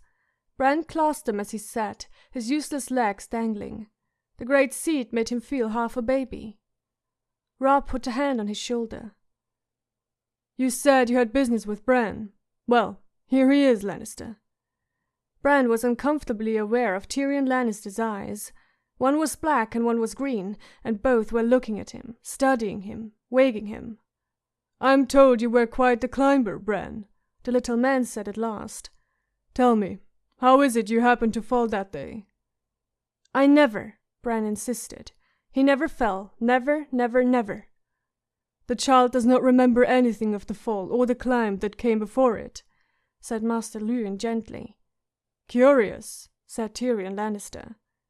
"My brother is not here to answer questions, Lannister," Robb said curtly. "Do your business and be on your way."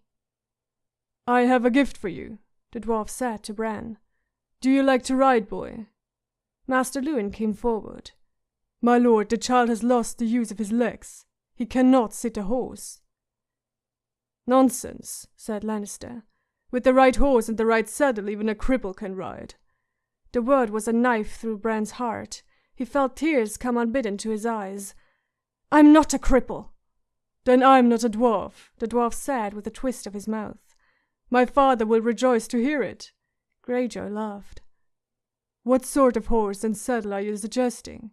Master Luwin asked. "A smart horse," Lannister replied. "The boy cannot use his legs to command the animal, so you must shape the horse to the rider, teach it to respond to the reins, to the voice. I would begin with an unbroken yearling, with no old training to be unlearned." He drew a rolled paper from his belt.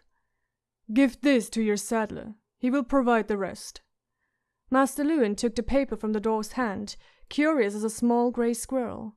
He unrolled it, studied it. "I see. You draw nicely, my lord. Yes, this ought to work.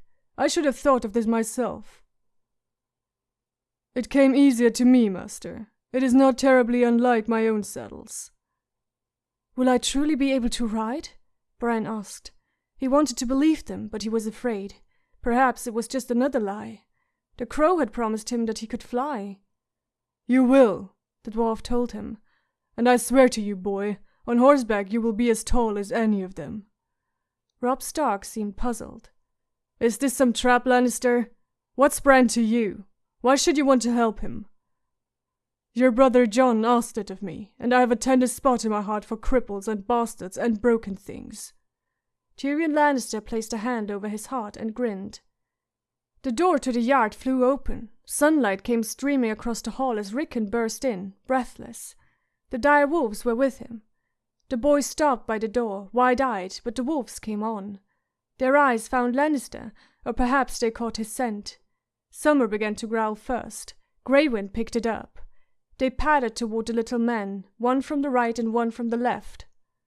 "The wolves do not like your smell, Lannister," Theon Greyjoy commented. "Perhaps it's time I took my leave," Tyrion said. He took a step backward, and Shaggydog came out of the shadows behind him, snarling. Lannister recoiled, and Summer lunged at him from the other side. He reeled away, unsteady on his feet, and Grey Wind snapped at his arm, teeth ripping at his sleeve and tearing loose a scrap of cloth. "No!" Bran shouted from the high seat as Lannister's men reached for their steel. "Summer, here! Summer, to me!" The direwolf heard the voice, glanced at Bran and again at Lannister. He crept backward, away from the little men, and settled down below Bran's dangling feet. Robb had been holding his breath. He let it out with a sigh and called, "Grey Wind!" His direwolf moved to him, swift and silent. Now there was only Shaggydog, rumbling at the small men, his eyes burning like green fire. "Rickon, call him!" Bran shouted to his baby brother, and Rickon remembered himself and screamed, "Home, Shaggydog! Home now!" The black wolf gave Lannister one final snarl and bounded off to Rickon, who hugged him tightly around the neck. Tyrion Lannister undid his scarf, mopped at his brow, and said in a flat voice, "How interesting." "Are you well, my lord?" asked one of his men, his sword in hand. He glanced nervously at the direwolves as he spoke. "My sleeve is torn and my breeches are unaccountably damp, but nothing was harmed save my dignity." Even Robb looked shaken. "The wolves, I don't know why they did that." "No doubt they mistook me for dinner." Lannister bowed stiffly to Bran. "I thank you for calling them off, young sir.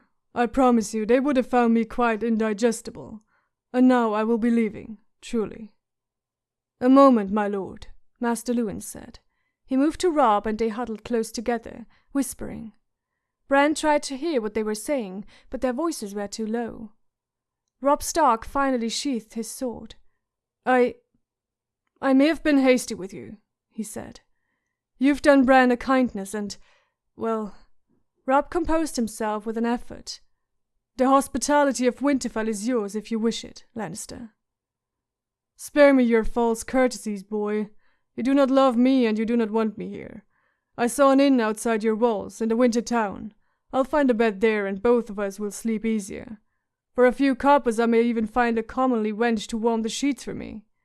He spoke to one of the Black Brothers, an old man with a twisted back and a tangled beard. "Yoren, we go south at daybreak. You will find me on the road, no doubt." With that he made his exit, struggling across the hall on his short legs, past Rickon and out the door. His men followed. The 4 of the night's watch remained. Robb turned to them uncertainly. "I have had rooms prepared, and you'll find no lack of hot water to wash off the dust of the road. I hope you will honor us at table tonight." He spoke the words so awkwardly that even Bran took note. It was a speech he had learned, not words from the heart, but the Black Brothers thanked him all the same. Summer followed them up the tower steps as Hoder carried Bran back to his bed. Old Nan was asleep in her chair. Hoder said, "Hoder," gathered up his great-grandmother and carried her off, snoring softly, while Bran lay thinking. Robb had promised that he could feast with the Night's Watch in the great hall. "Summer," he called. The wolf bounded up on the bed. Bran hugged him so hard he could feel the hot breath on his cheek. "I can ride now," he whispered to his friend. "We can go hunting in the woods soon. Wait and see."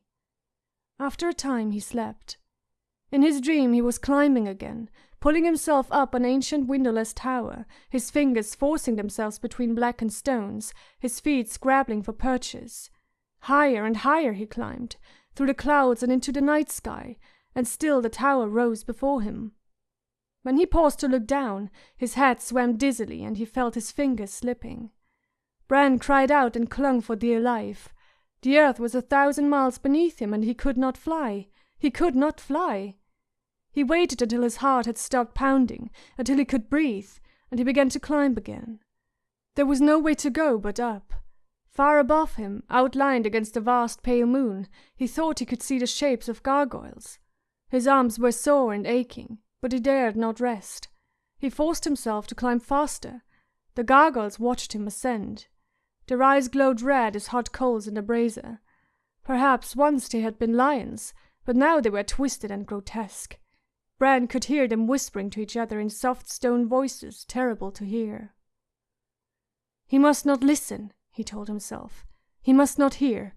So long as he did not hear them, he was safe.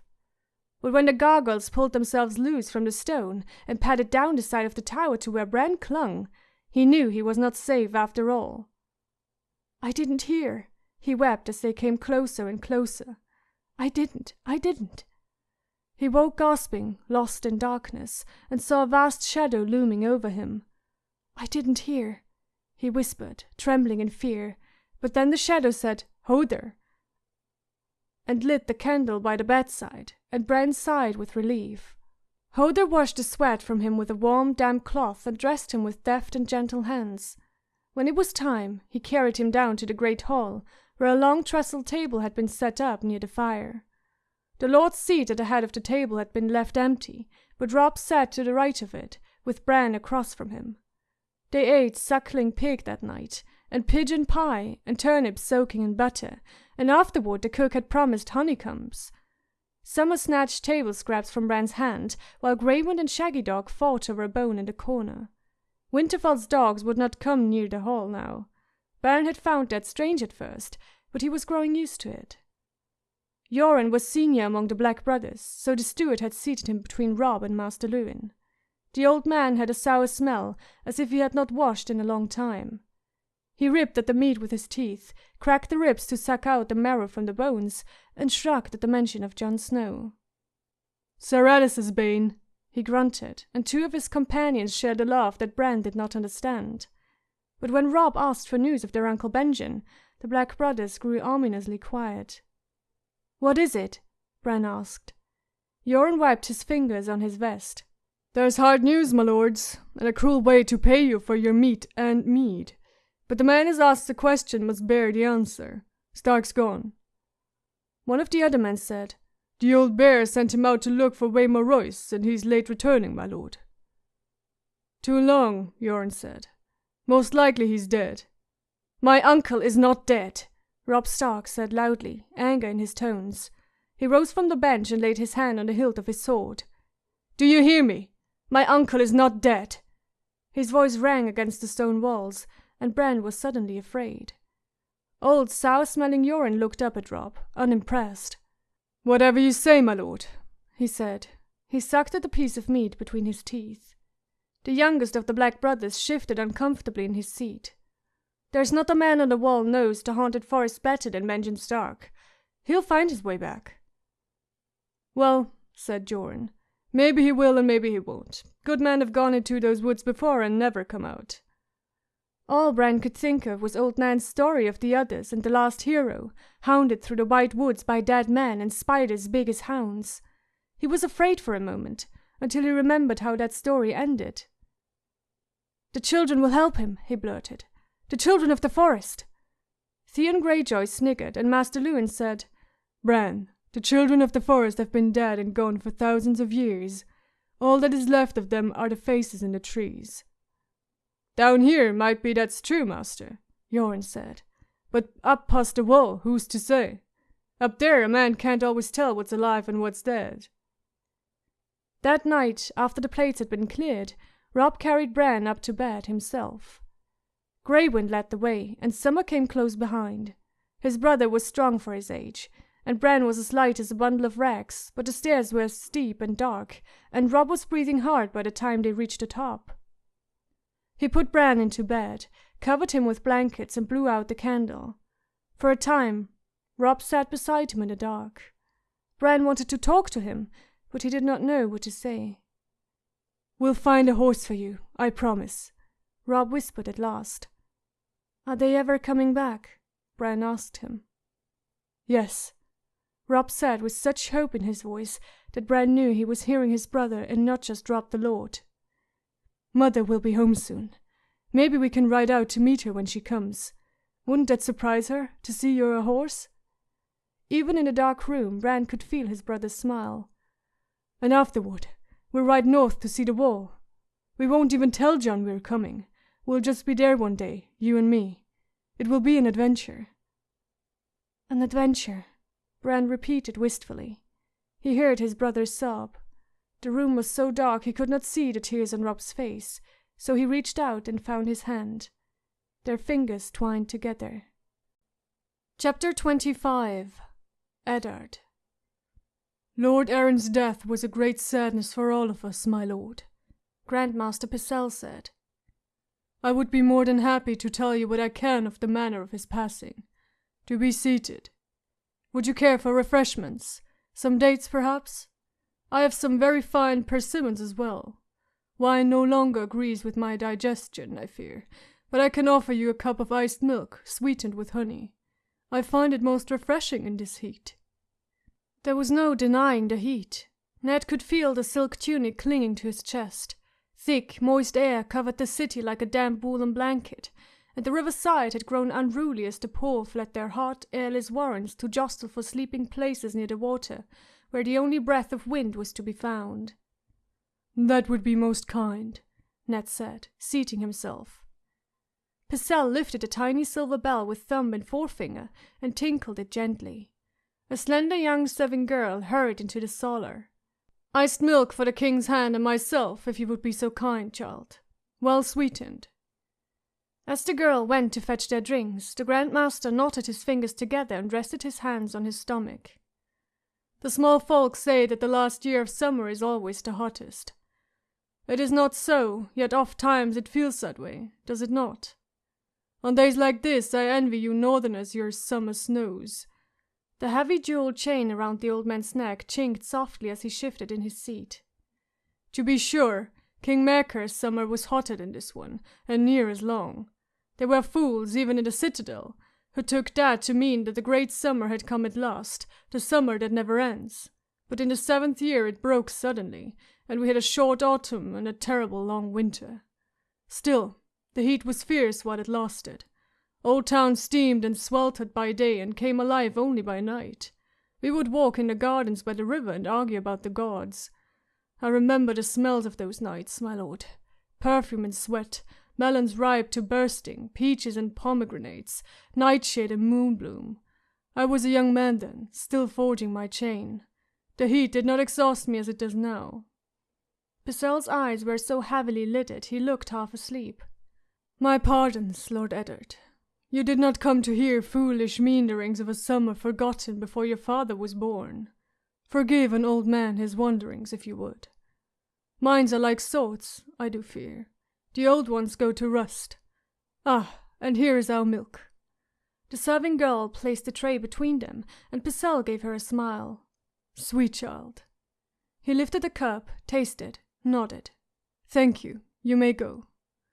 When the girl had taken her leave, Pycelle peered at Ned through pale, rheumy eyes. "Now, where were we? Oh, yes, you asked about Lord Arryn." "I did." Ned sipped politely at the iced milk. It was pleasantly cold, but oversweet to his taste. "If truth be told, the hand had not seemed quite himself for some time," Pycelle said. "We had sat together in council many a year, he and I, and the signs were there to read, but I put them down to the great burdens he had borne so faithfully for so long.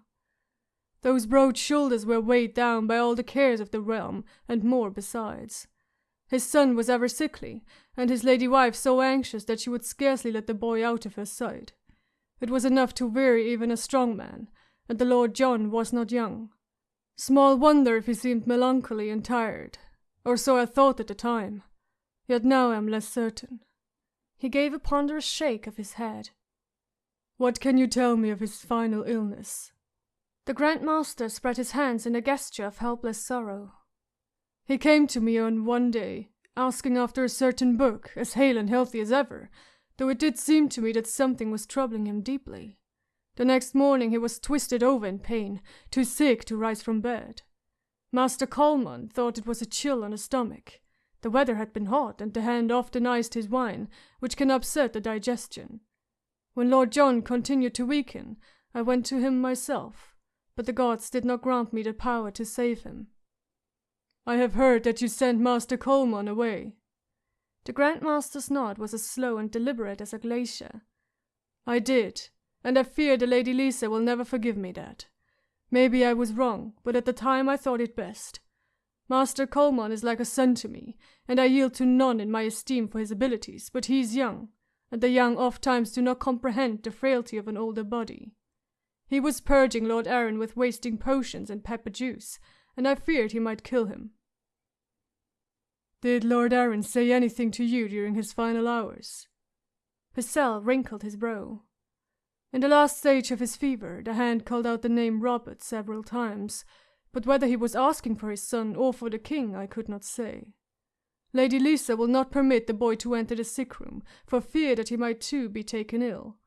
The king did come, and he sat beside the bed for hours, talking and joking of times long past, in hopes of raising Lord John's spirits. His love was fierce to see. Was there nothing else? No final words? When I saw that all hope had fled, I gave the hand the milk of the poppy, so he should not suffer. Just before he closed his eyes for the last time, he whispered something to the king and his lady wife, a blessing for his son. The seed is strong, he said. At the end, his speech was too slurred to comprehend. Death did not come until the next morning, but Lord John was at peace after that. He never spoke again. Ned took another swallow of milk, trying not to gag on the sweetness of it. Did it seem to you that there was anything unnatural about Lord Arryn's death? Unnatural? The aged master's voice was thin as a whisper. No, I could not say so. Sad for a certainty. Yet in its own way, death is the most natural thing of all, Lord Eddard. John Arryn rests easy now, his burdens lifted at last. This illness that took him, Ned said. Had you ever seen its like before, in other men? Near 40 years I've been Grand Master of the 7 Kingdoms, Purcell replied. Under our good King Robert and Aerys Targaryen before him, and his father Jaehaerys II before him, and even for a few short months under Jaehaerys' father, Aegon the Fortunate, the 5th of his name. I've seen more of illness than I care to remember, my lord. I will tell you this, every case is different, and every case is alike. Lord John's death was no stranger than any other. His wife thought otherwise. The Grand Master nodded. I recall now, the widow is sister to your own noble wife. If an old man may be forgiven his blunt speech, let me say that grief can derange even the strongest and most disciplined of minds, and the Lady Lisa was never dead. Since her last stillbirth, she has seen enemies in every shadow, and the death of her lord husband left her shattered and lost. So, you're quite certain that John Arryn died of a sudden illness? I am, Purcell replied gravely. If not illness, my good lord, what else could it be? Poison, Ned suggested quietly. Purcell's sleepy eyes flicked open. The aged master shifted uncomfortably in his seat. A disturbing thought. We are not the free cities, where such things are common. Grandmaster Ethelmore wrote that all men carry murder in their hearts, yet even so, the poisoner is beneath contempt. He fell silent for a moment, his eyes lost in thought. What you suggest is possible, my lord, yet I do not think it likely. Every hedge master knows the common poisons, and Lord Arryn displayed none of the signs. And the hand was loved by all. What sort of monster in man's flesh would dare to murder such a noble lord? I have heard it said that poison is a woman's weapon. Purcell stroked his beard thoughtfully. It is said. Women, cravens, and eunuchs. He cleared his throat and spat a thick glob of foam onto the rushes. Above them, a raven cawed loudly in the rookery. The Lord Varys was born a slave in Liz, did you know? Put not your trust in spiders, my lord. That was scarcely anything Ned needed to be told. There was something about Varys that made his flesh crawl. I will remember that, master. and I thank you for your help. I've taken enough of your time." He stood. Grandmaster Picel pushed himself up from his chair slowly and escorted Ned to the door. "I hope I have helped in some small way to put your mind at ease.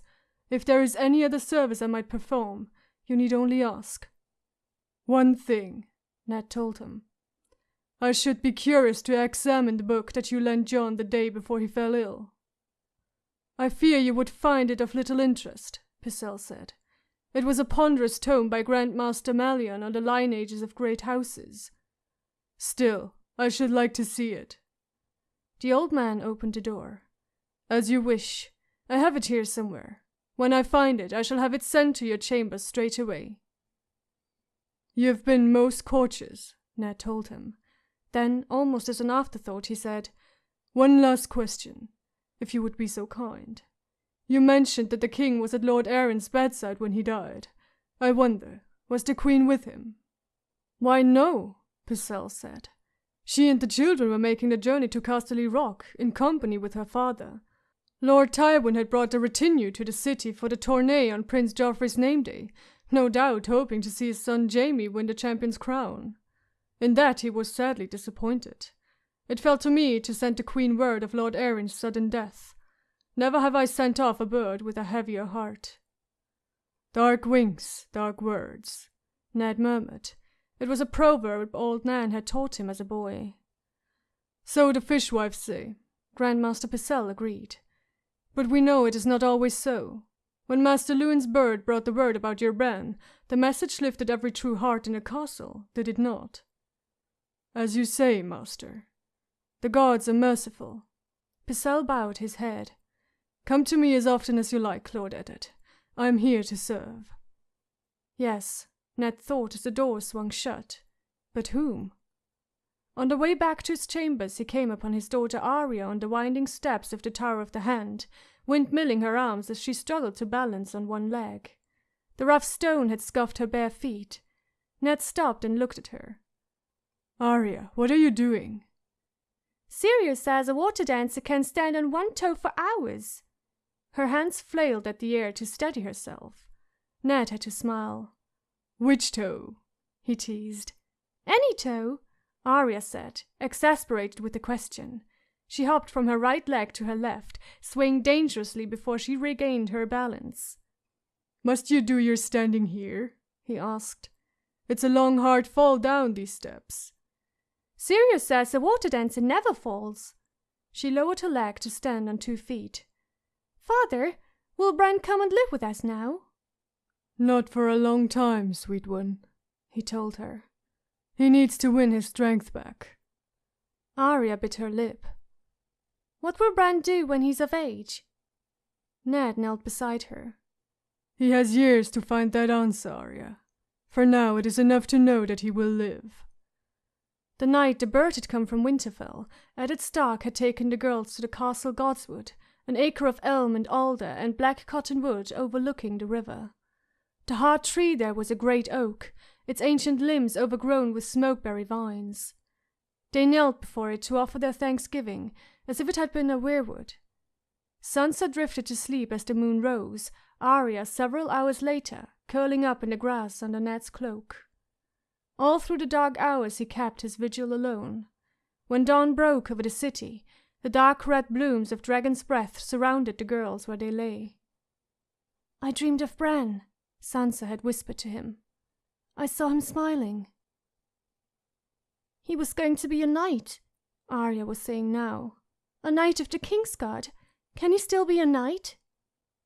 "No," Ned said. He saw no use in lying to her. "Yet some day he may be the good lord of a great holdfast and sit in the king's council. He might raise castles like Brandon the Builder, or sail a ship across the Sunset Sea, or enter your mother's faith and become the High Septon." "But he will never run beside his wolf again," he thought with a sadness too deep for words, "or lie with a woman, or hold his own son in his arms." Arya cocked her head to one side. "Can I be a king's counselor and build castles and become the High Septon?" "You," Ned said, kissing her lightly on the brow, will marry a king and rule his castle, and your sons will be knights and princes and lords and, yes, perhaps even a high septon." Arya screwed up her face. "No," she said. "That's Sansa." She folded up her right leg and resumed her balancing. Ned sighed and left her there. Inside his chambers, he stripped off his sweat-stained silks and sluiced cold water over his head from the basin beside the bed. Erlin entered as he was drying his face. "My lord," he said, "Lord Baelish is without and begs audience." "Escort him to my cellar," Ned said, reaching for a fresh tunic, the lightest linen he could find. "I'll see him at once." Littlefinger was perched in the window seat when Ned entered, watching the Knights of the Kingsguard practice at swords in the yard below. "If only old Salmi's mind were as nimble as his blade," he said wistfully, "our council meetings would be a good deal livelier." "Sir Barristan is as valiant and honourable as any man in King's Landing." Ned had come to have a deep respect for the aged, white-haired Lord Commander of the Kingsguard. "And as tiresome," Littlefinger added, "though I dare say he should do well in the tourney. Last year he unhorsed a hound, and it was only 4 years ago that he was champion." The question of who might win the tourney interested Eddard Stark not in the least. "Is there a reason for this visit, Lord Pettyr? Or are you here simply to enjoy the view from my window?" Littlefinger smiled. "I promised Cat I would help you in your inquiries, and so I have." That took Ned aback. Promise or no promise, he could not find it in him to trust Lord Pettyr Baelish, who struck him as too clever by half. "You have something for me?" "Someone," Littlefinger corrected. "For someone's, if truth be told. Had you thought to question the hand servants?" Ned frowned. "Would that I could. Lady Arryn took her household back to the Eyrie." Lisa had done him no favour in that regard. All those who had stood closest to her husband had gone with her when she fled. John's master, his steward, the captain of his guard, his knights and retainers. "Most of her household," Littlefinger said. "Not all. A few remain. A pregnant kitchen girl hastily wed to one of Lord Renly's grooms, a stable hand who joined the city watch, a podboy discharged from service for theft, and Lord Arryn's squire." "His squire?" Ned was pleasantly surprised. A man's squire often knew a great deal of his comings and goings. "Sir Hugh of the Vale," Littlefinger named him. "The king knighted the boy after Lord Arryn's death." "I shall send for him," Ned said. "And the others?" Littlefinger winced. "My lord, step over here to the window, if you would be so kind." "Why?" "Come, and I'll show you, my lord." Frowning, Ned crossed to the window. Pettyr Baelish made a casual gesture. "There, across the yard at the door of the armory, do you see the boy squatting by the steps holding a sword with an oilstone?" "What of him?" "He reports to Varys. The spider has taken a great interest in you and all your doings." He shifted in the window seat. "Now glance at the wall, farther west above the stables. The guardsman leaning on the ramparts?" Ned saw the man. "Another of the eunuch's whisperers." "No, this one belongs to the Queen. Notice that he enjoys a fine view of the door to this tower, the better to note who calls on you. There are others, many unknown even to me. The Red Keep is full of eyes. Why do you think I hid Cat in a brothel?" Eddard Stark had no taste for these intrigues. 7 hells, he swore. It did seem as though the man on the walls was watching him. Suddenly uncomfortable, Ned moved away from the window. "Is everyone someone's informer in this cursed city?" "Scarcely," said Littlefinger. He counted on the fingers on his hand.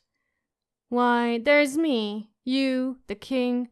Although, come to think on it, the king tells the queen much too much, and I'm less than certain about you." He stood up. "Is there a man in your service that you trust utterly and completely?" "Yes," Ned said. "In that case, I have a delightful palace in Valyria that I would dearly love to sell you," Littlefinger said with a mocking smile. "The wiser answer was no, my lord, but be that as it may. Send this paragon of yours to Sir Hugh and the others. Your own comings and goings will be noted, but even Varys the spider cannot watch every man in your service every hour of the day. He started for the door. "Lord Pettier," Ned called after him. "I am grateful for your help. Perhaps I was wrong to distrust you."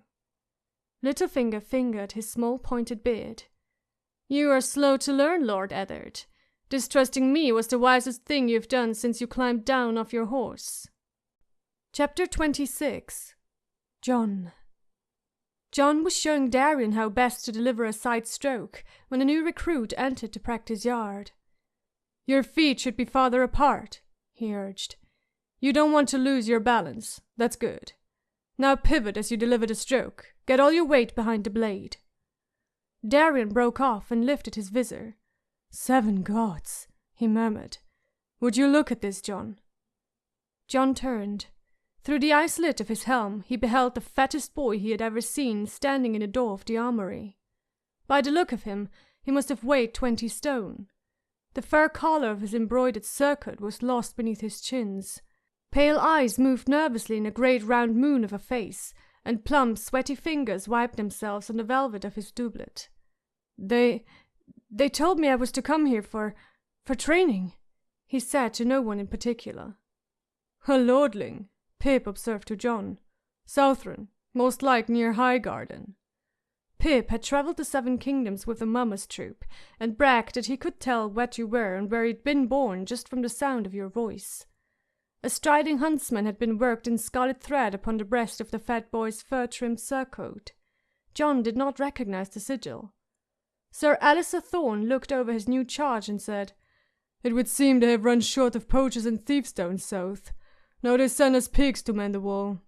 Is fur and velvet your notion of armour, my Lord of Ham?" It was soon revealed that the new recruit had brought his own armour with him. Padded doublet, boiled leather, mail and plate and helm, even a great wood and leather shield blazoned with the same striding huntsman he wore in his surcoat. As none of it was black, however, Sir Alistair insisted that he re-equip himself from the armory. That took half the morning. His girth required Donal Lloyd to take apart a mail hauberk and refit it with leather panels at the sides. To get a helm over his head, the armourer had to detach the visor. His leathers bound so tightly around his legs and under his arms that he could scarcely move.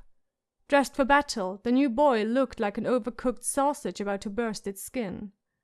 "Let us hope you are not as inept as you look," Sir Alistair said. "Halder, see what Sir Piggy can do." Jon Snow winced. Halder had been born in a quarry and apprenticed as a stonemason. He was 16, tall and muscular, and his blows were as hard as any Jon had ever felt. "This will be uglier than a whore's ass," Pip muttered, and it was. The fight lasted less than a minute before the fat boy was on the ground, his whole body shaking as blood leaked through his shattered helm and between his pudgy fingers. "I yield!" he shrilled. "No more! I yield! Don't hit me!" Rast and some of the other boys were laughing. Even then, Sir Alistair would not call an end. "On your feet, Sir Piggy," he called. "Pick up your sword." When the boy continued to cling to the ground, Thorne gestured to Halder. "Hit him with the flat of your blade until he finds his feet." Halder delivered a tentative smack to his foe's upraised cheeks. "You can hit harder than that," Thorne taunted. Halder took hold of his longsword with both hands and brought it down so hard the blow split leather, even on the flat. The new boy screeched in pain. Jon Snow took a step forward. Pip laid a mailed hand on his arm. "John, no," the small boy whispered with an anxious glance at Sir Alistair Thorne. "On your feet," Thorne repeated. The fat boy struggled to rise, slipped, and fell heavily again. "Sir Piggy is starting to grasp the notion," Sir Alistair observed. "Again." Halder lifted the sword for another blow. "Cut us off, I him!" Rast urged, laughing. John shook off Pip's hand. "Halder, enough." Halder looked to Sir Alistair. "The bastard speaks and the peasants tremble," the master-at-arms said in that sharp, cold voice of his. "I remind you that I'm the master-at-arms here, Lord Snow." "Look at him, Halder," John urged, ignoring Thorne as best as he could. "There is no honor in beating a fallen foe. He yielded." He knelt beside the fat boy. Halder lowered his sword. He yielded, he echoed. Sir Alice's onyx eyes were fixed on Jon Snow. It would seem our bastard is in love, he said as Jon helped the fat boy to his feet. Show me your steel, Lord Snow. Jon drew his longsword. He dared defy Sir Alistair only to a point, and he feared he was well beyond it now. Thorne smiled. The bastard wishes to defend his lady love, so we shall make an exercise of it. Rat, Pimple, help our stonehead here. Rast and Albert moved to join Halder. 3 of you ought to be sufficient to make Lady Piggy squeal. All you need to do is get past the bastard.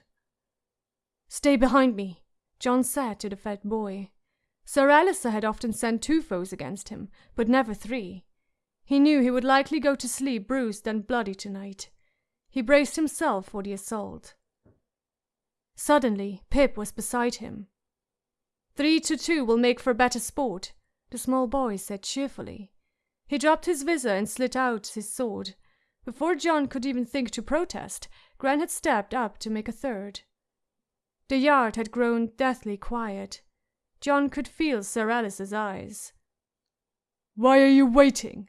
he asked Rast and the others in a voice gone deceptively soft, but it was Jon who moved first. Halder barely got his sword up in time. Jon drove him backward, attacking with every blow, keeping the older boy on the heels. Know your foe, Sir Roderick had taught him once. Jon knew Halder, brutally strong but short of patience, with no taste for defense. Frustrate him, and he would leave himself open, as certain as sunset. The clang of steel echoed through the yard as the others joined battle around him. Jon blocked a savage cut at his head, the shock of impact running up his arm as the swords crashed together. He slammed a side stroke into Halder's ribs, and was rewarded with a muffled grunt of pain. The counterstroke caught Jon on the shoulder. Chainmail crunched and pain flared up his neck, but for an instant Halder was unbalanced. Jon cut his left leg from under him, and he fell with a curse and a crash. Gran was standing his ground as Jon had taught him, giving Albert more than he cared for, but Pip was hard-pressed. Rast had 2 years and 40 pounds on him. Jon stepped up behind him and rang the Raper's helm like a bell. As Rast went reeling, Pip slid in under his guard, knocking him down, and levelled a blade at his throat. By then Jon had moved on. Facing 2 swords, Albert backed away. "I yield!" he shouted. Sir Alistair Thorne surveyed the scene with disgust. "The mummer's farce has gone on long enough for today." He walked away. The session was at an end. Darian helped Halder to his feet. The quarryman's son wrenched off his helm and threw it across the yard.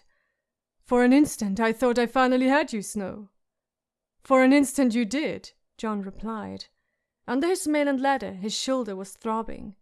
He sheathed his sword and tried to remove his helm, but when he raised his arm, the pain made him grit his teeth. "Let me," a voice said. Thick-fingered hands unfastened helm from gorget and lifted it off gently. "Did he hurt you?"